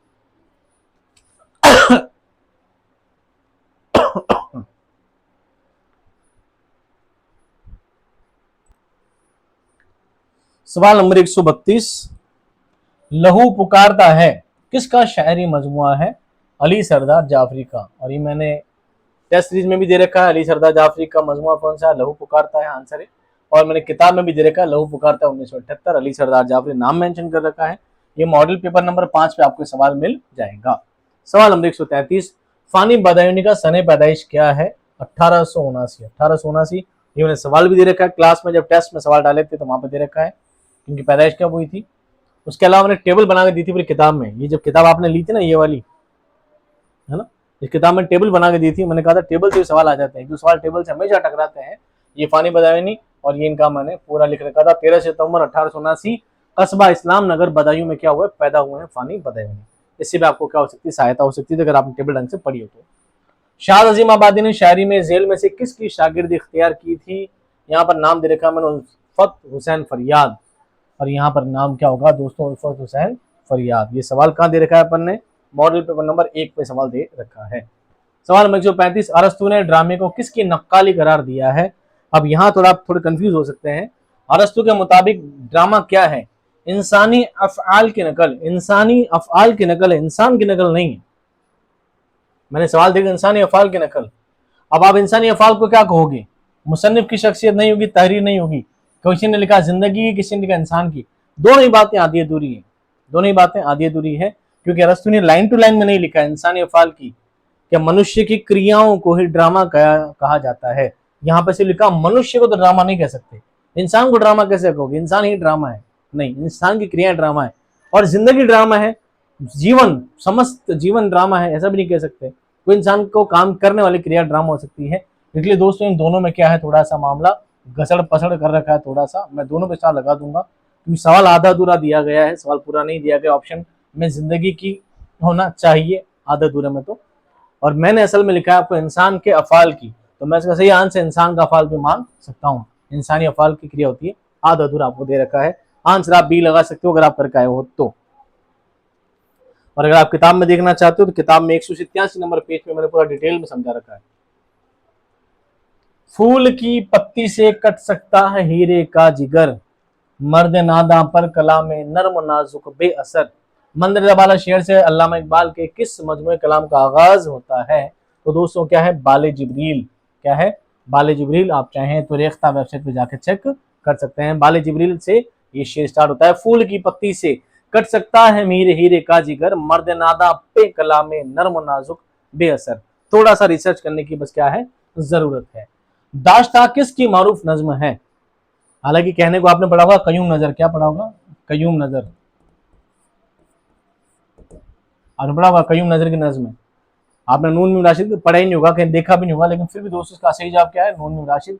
नून मीम राशिद का जो शेरी मजमुआ है, जिसको हम बोलते हैं कुलैयाते। क्या बोलते हैं? कुलैयाते। कुल्लियाते लिख हिंदी में लिखा, आप पढ़ लो बैठ के। कुल्लियाते, कुल्लियाते राशिद। जब आप पढ़ोगे कुल्लियात राशिद तो आपको मिलेगा यहाँ पे नज्म नंबर 127 नंबर पेज पे दाश्ता। क्या मिलेगी? दाश्ता। इसका मतलब दाश्ता की किसकी नज्म है? नून मीम राशिद की। रेख्ताब आपको मिल जाएगी, किताब आप आराम से देख सकते हैं। कुल्लियात। एक खत औलाद इंकलाब पसंद आर्टिस्ट लोग किसके हैं? ये हैं सादत जन मंटो के। क्या है? अफसाने हैं, बड़े फेमस अफसाने हैं। जेल में से इंशाई की बुनियाद की खसूसियत क्या है? इंशाई में क्या होता है? शगुफ्ता और जराफत आमेज इजहार, यही होता है दोस्तों। इंशाइया संजीदा नहीं होता, इंशाइया हंसी मजाक से भरपूर होता है। तरतीब और तंजीम नहीं होती, इंशाइया बेतरतीब होता है। गौर फिक्र नहीं होता, जो देखा जाता है वही लिख दिया जाता है ऊपर ऊपर से। उसमें क्या होता है? जराफत होती है, हंसी मजाक होता है, हास्य और व्यंग्य होता है। ये इसका क्या होगा? सही आंसर होगा। मैंने किताब पूरा आर्टिकल लिख रखा है। सवाल नंबर 139 आपको मिलेगा बुक में 194 नंबर पेज पे। जेल में से किस सिंफ को सहाफत और अफसाने के दरमियानी कड़ी कहा जाता है? किसको कहा जाता है? रिपोर्टाज को। मैंने टेस्ट में सवाल दे रखा है, अली सरदार जाफरी ने रिपोर्टाज को क्या कहा है? अफसाना और सहाफत की दरमियानी कड़ी। जैसा ऑप्शन दिया है एज इट इज सवाल वहां पर आया है। ग्रियर्सन ने मगरबी हिंदी को कितनी बोलियों में तकसीम किया है? ग्रियर्सन को अगर आप छोड़ भी देते तो आपको पता लग जाता कि मगरबी हिंदी में 5 बोलियां कौन सी हैं। आपको क्या पकड़ना था? बस 5 पकड़ना था। कितना पकड़ना था? 5 पकड़ना था। टेस्ट में आया हुआ है। वली की दिल्ली में आमद किस सन में होती है? वली सबसे पहले दिल्ली कब आए थे? 1700 में। कहीं लिखा है दिल्ली आए थे, कहीं लिखा होता है शुमाली हिंद आए थे। दोनों चीज सामने नजर आती है। शुमाली हिंद में हिंद आर्यई जबानों के आगाज का सिलसिला कब से शुरू होता है? कदीम हिंद आर्यई का जमाना कब से स्टार्ट होता है? 1500 काफ मीम कबल मसीह से 500 काफ। स्टार्टिंग की पूछना कब से होता है? 1500 काफ मीम से लेके। किताब में 3-4 जगह मेंशन आप जाके देख सकते हैं। किस माहिर लिसानियात के मुताबिक उर्दू के आगाज की तारीख मुसलमानों की फतेह दिल्ली 1193 की तारीख है? ये सवाल दोस्तों आपको बहुत ज्यादा कंफ्यूज करने वाला है। इसका सही जवाब है दोस्तों सुनीति कुमार चटर्जी, और मैं लगाऊंगा इस पर स्टार। क्या लगाऊंगा? स्टार। क्यों? क्योंकि कुछ कुछ किताबों में इसका सही जवाब क्या माना गया है? मसूद हुसैन खान के यहाँ भी थोड़ा बहुत बात का जिक्र है, डिटेलिंग नहीं है। मुझे सुनीति कुमार चटर्जी इसलिए याद है कि मैंने बुक में एक सवाल मेंशन किया था, मैं बात ढूंढ नहीं पाया, कि अगर मुसलमान हिंदुस्तान में नहीं भी आते तो भी उर्दू जबान हिंदुस्तान आती, बस उसके आने में थोड़ी ताखिर हो जाती, थोड़ी देरी हो जाती। 1193 ऐसा लिखा हुआ था। इस हिसाब से मैं इसको सुनीति कुमार चटर्जी मान सकता हूँ। अब ये बोर्ड पे डिपेंड करता है कि उसका रिसोर्स मुझे कहीं भी नहीं मिल रहा ढंग से पूरा। ठीक है, तो आप इसको मान लीजिए। अगला सवाल देखो, हिंद आर्यई की लिसानियात इर्तिका के ज़िमन में कौन सा जुमला दुरुस्त है? अब मैं चाहता हूँ टेबल बना सकता था। हिंद आर्यई लिसानियत के इर्तिका के ज़िमन में कैसे हिंद आर्यई जबान क्या पाई है? तरक्की पाई है। सबसे पहले संस्कृत आई थी। संस्कृत में कौन सी आई थी? वैदिक संस्कृत। ये टेबल बना रहा, वैदिक संस्कृत आई, फिर क्लासिकल संस्कृत आई, फिर प्राकृत आई, फिर अपभ्रंश आई। इससे आगे तो उन्होंने पूछा ही नहीं है। तो पहले क्या आई? वैदिक संस्कृत आई, फिर क्लासिकल संस्कृत आई, फिर प्राकृत आई, फिर क्या आई? अपभ्रंश का दौर आया। उसके बाद आखिर क्या हुआ? आगे बोलियों का, मगरबी हिंदी की 5 बोलियों से आगे क्या हुआ? मामला आगे बढ़ा है। उर्दू के लिसान इर्तिका में अपभ्रंशों के अहद को किससे ताबीर किया जाता है? अपभ्रंश का दौर कौन सा कहलाता है? जदीद हिंद आर्यई जमानों का आखिरी कड़ी कहलाती है? नहीं। जदीद हिंद आर्यई जमानों की इब्तदाई कड़ी कहलाती है? नहीं। हिंद आर्यई जमानों के दूसरे और तीसरे या अहद वुस्ता और अहद जदीद को मिलाने वाली कड़ी है? बिल्कुल यही चीज है, बताते हैं कैसे। और हिंद आर्यई जमानों का दौर उरूज है? नहीं। क्यों नहीं है? आपसे पूछा जा रहा है अपभ्रंश का जो दौर है ये रही दोस्तों कदीम हिंद आर्यई, जिसमें वैदिक और क्लासिकल खत्म हो गई। फिर है वसुता हिंद आर्यई, जिसमें प्राकृत भी है और अपभ्रंश भी है। और बाद में आता है जदीद हिंद आर्यई का दौर। तो जदीद हिंद आर्यई दौर को और कदीम वाले दौर को मिलाने का जो काम है वो कौन कर रहा है? अपभ्रंश। कौन कर रहा है? अपभ्रंश। तो अपभ्रंश इन दोनों को मिलाने की कड़ी है। क्या है? कड़ी है। अगला देखो, शाह बुरहानुद्दीन जानम ने अपनी जबान को क्या नाम दिया है? ये दोस्तों कंफ्यूजेबल सवाल है। इसको ज्यादातर इसका जवाब क्या मिला है? दक्कनी। क्या मिला है? दक्कनी इसका जवाब मिला है। कहीं कहीं इसका जवाब गुजरी भी देखा गया है। कहीं कहीं इसका जवाब क्या देखा गया है? गुजरी भी देखा गया है। आपको ऑथेंटिक इसका जवाब दक्कनी ही मानना है। हिंदवी नहीं है, इतना मुझे पता है, हिंदवी नहीं है और रेखता नहीं है। हालांकि मेरे पास पूरी किताब है नसीरुद्दीन हाशमी की, दक्कन में उर्दू, पूरी मोटी किताब पूरी मेरे पास, उसमें भी देखा, लेकिन कहीं कुछ ज्यादा मेंशन नहीं मिला। उसके अलावा 15-20 किताबों को मुताला करने के बाद भी दक्कनी ढंग से मिल नहीं पा रहा। 2-3 जगह दक्कनी ही मिला है, गुजरी भी 1-2 किताब में मिल गई, कंफ्यूज वाला हो गया, नहीं तो मैं छोड़ ही देता। अब डिपेंड करता है बोर्ड इसका आंसर क्या मानता है। एक सवाल और देखो, दास्तान ज़बान उर्दू किसकी तसनीफ है? अब आप देखोगे मैंने सब किताबों के आगे नाम डाल देते, किताबों के आगे। डॉक्टर शौकत सब्ज़वारी किताब है दास्तान ज़बान उर्दू। किसकी? शौकत सब्ज़वारी किताब कौन सी है? दास्तान ज़बान उर्दू। उसमें उन्होंने बताया है कि उर्दू जबान का अर्तका कैसे हुआ है। ये सवाल कितने नंबर पेज पे है? ये सवाल आपका 148 वाला है। मॉडल पेपर नंबर 3 पे आपको इसका क्या मिल जाएगा? जवाब मिल जाएगा। जुनूबी हिंद में उर्दू के फैलने में किस तारीखी वाक़े का रोल सबसे ज्यादा रहा है? अब आप यहाँ थोड़े से कंफ्यूज हो गए दोस्तों, आपको एक नया वर्ड दे दिया थोड़ा कंफ्यूज करने के लिए, क्योंकि ये रटी रटी चीजें हम दक्कन दक्कन दक्कन दक्कन पढ़ते रहते हैं, जुनूब में जाते ही नहीं है। ये जो हिंदुस्तान का मैप होता है ना, ये ऊपर वाला शुमाली हिंद कहलाता है, तो नीचे क्या कहलाता है? जुनूबी हिंद कहलाता है। क्या कहलाता है? जुनूबी हिंद।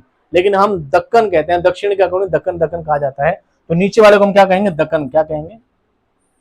दक्कन। और बिल्कुल सीधा सिंपल का जवाब था कि 1327 में मोहम्मद शाह तुगलक ने राजधानी दिल्ली से दक्कन का रुख किया। दक्कन का रुख किया मतलब किसका रुख किया? जुनूबी हिंद का रुख किया। और देवगिरी का नाम क्या कर दिया? दौलताबाद कर दिया।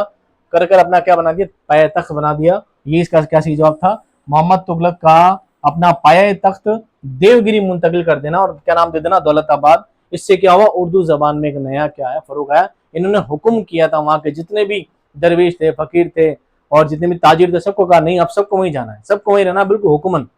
ठीक है।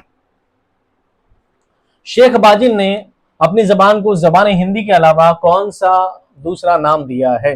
ये सवाल दोस्तों आपको मैं बढ़िया बताता हूं, पेज नंबर 148। अभी क्या चीज है बताते हैं आप। पर इसको रख देता हूं मैं। शेख बाजिन के बारे में बहुत सारे अलग अकवाल आपको मिलेंगे। कोई आपको दखनी भी बताएगा, कोई गुजरी बताएगा, कोई जबान दहलवी, को उर्दू मोहल्ला। इसका सही जवाब है दोस्तों जबान दहलवी, और मैं कहूंगा 101%। बताओ क्यों? क्योंकि उर्दू के लिए सबसे महत्वपूर्ण किताब मानी जाती है पंजाब में उर्दू। किस में उर्दू? पंजाब में उर्दू। पंजाब में उर्दू किसकी है? महमूद शिरानी की किताब है।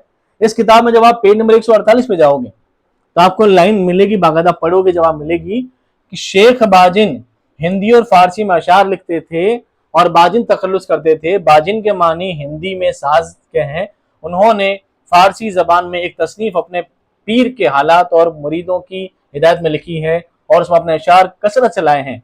बाजिन पहले शख्स हैं जिन्होंने उर्दू जबान को जबान दहलवी के नाम से याद किया है, जिससे मालूम होता है कि उर्दू इन अय्याम में भी ब्रज भाषा से अलहदा मानी जाती थी। साफ साफ लिखा है जबान दहलवी, जो कि क्या इसका 101% करंट आंसर है। बाकी दूसरे में आपको कंफ्यूज होने की जरूरत नहीं है। ये अलग बात है, कुछ किताबों में अगर आप चाहें तो आपको गुजरी भी मिल जाएगा, कुछ किताबों में जाओगे तो दखनी मिल जाएगा। लेकिन चूंकि पंजाब में उर्दू सबसे महत्वपूर्ण किताब, ऑथेंटिक किताब मानी जाती है, इसलिए हम इसका जवाब क्या मानेंगे? 3 मानेंगे। तो दोस्तों अब आप ये समझे होंगे कि मेरा आंसर की कराना क्यों जरूरी था। मैं उस बात को वापस आपको लेकर आ जाता हूं। आंसर की कराने का पहला कारण था ये, जिनमें आपको क्या चाहिए थे? सोर्स चाहिए थे कि कल को आपका सवाल गलत ठहराए नहीं कोई। एक आपको सोर्स ये दे दिया मैंने। एक आपको सवाल में कंफ्यूजन हो रही थी बहुत ज्यादा, इसके लिए कयूम नजर की है सर, कयूम नजर की है, कयूम नजर की नहीं है दोस्तों, कयूम नजर के अलावा भी हो सकती है। ये इनकी किताब है जहाँ पे दास्तान लिखी गई है नून राशिद की। एक मैंने आपको ये दे दिया। एक आप किसी ने लिख दिया था सर जरबे कलीम है, जरबे कलीम है, नहीं भाई साहब, बाग वाले जिब्रील है, ये भी आपको सोर्स दे दिया गया है, बिल्कुल सही है ये। इनसे ऊपर नीचे कुछ नहीं होगा। फिर आप गोरखपुर वाला में किताब से बता ही दिया है, जो मेरी किताब में है मैं उसकी सोर्स से दूंगा ही नहीं आपको। किताब है, ऑथेंटिक है, परफेक्ट है, इससे आगे पीछे आपको नहीं भागना है। किताब में से नहीं है और फिर आपको ऑथेंटिक सोर्स चाहिए, तो उसके लिए मैंने आपको दूसरी किताबों से हवाले निकाल निकाल कर दिखा दिए हैं कि दूसरी किताबों में, मोतबर किताबों में इस तरह की बात आपके सामने आई है। चलिए दोस्तों, उम्मीद करता हूँ सारी चीज़ें मैं आपको बता चुका हूँ, जितना कुछ था जो कुछ था, और कुछ मुझे सोर्स नज़र नहीं आ रहे हैं।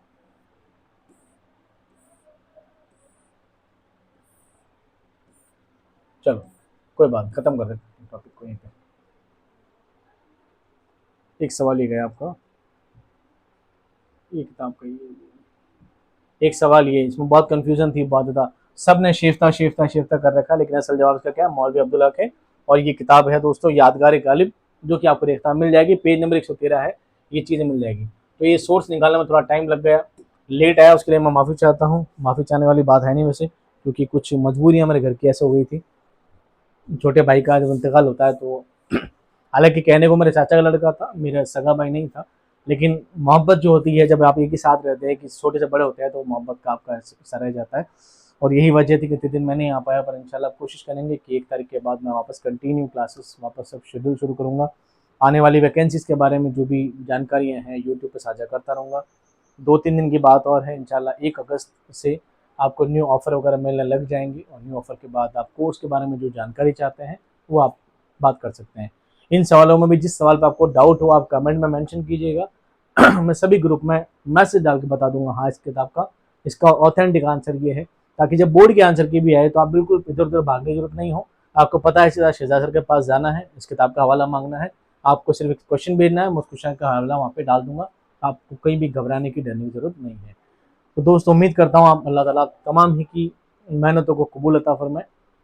अगर आपने मेहनत की है तो आपका सिलेक्शन डिज़र्व करते हैं आप, तो अल्लाह ताला आपकी मेहनत को कबूल अता फरमाए। मिलते हैं दोस्तों नेक्स्ट क्लासेस में, तब तक खुश रहिए, आबाद रहिए, खुदा हाफिज़।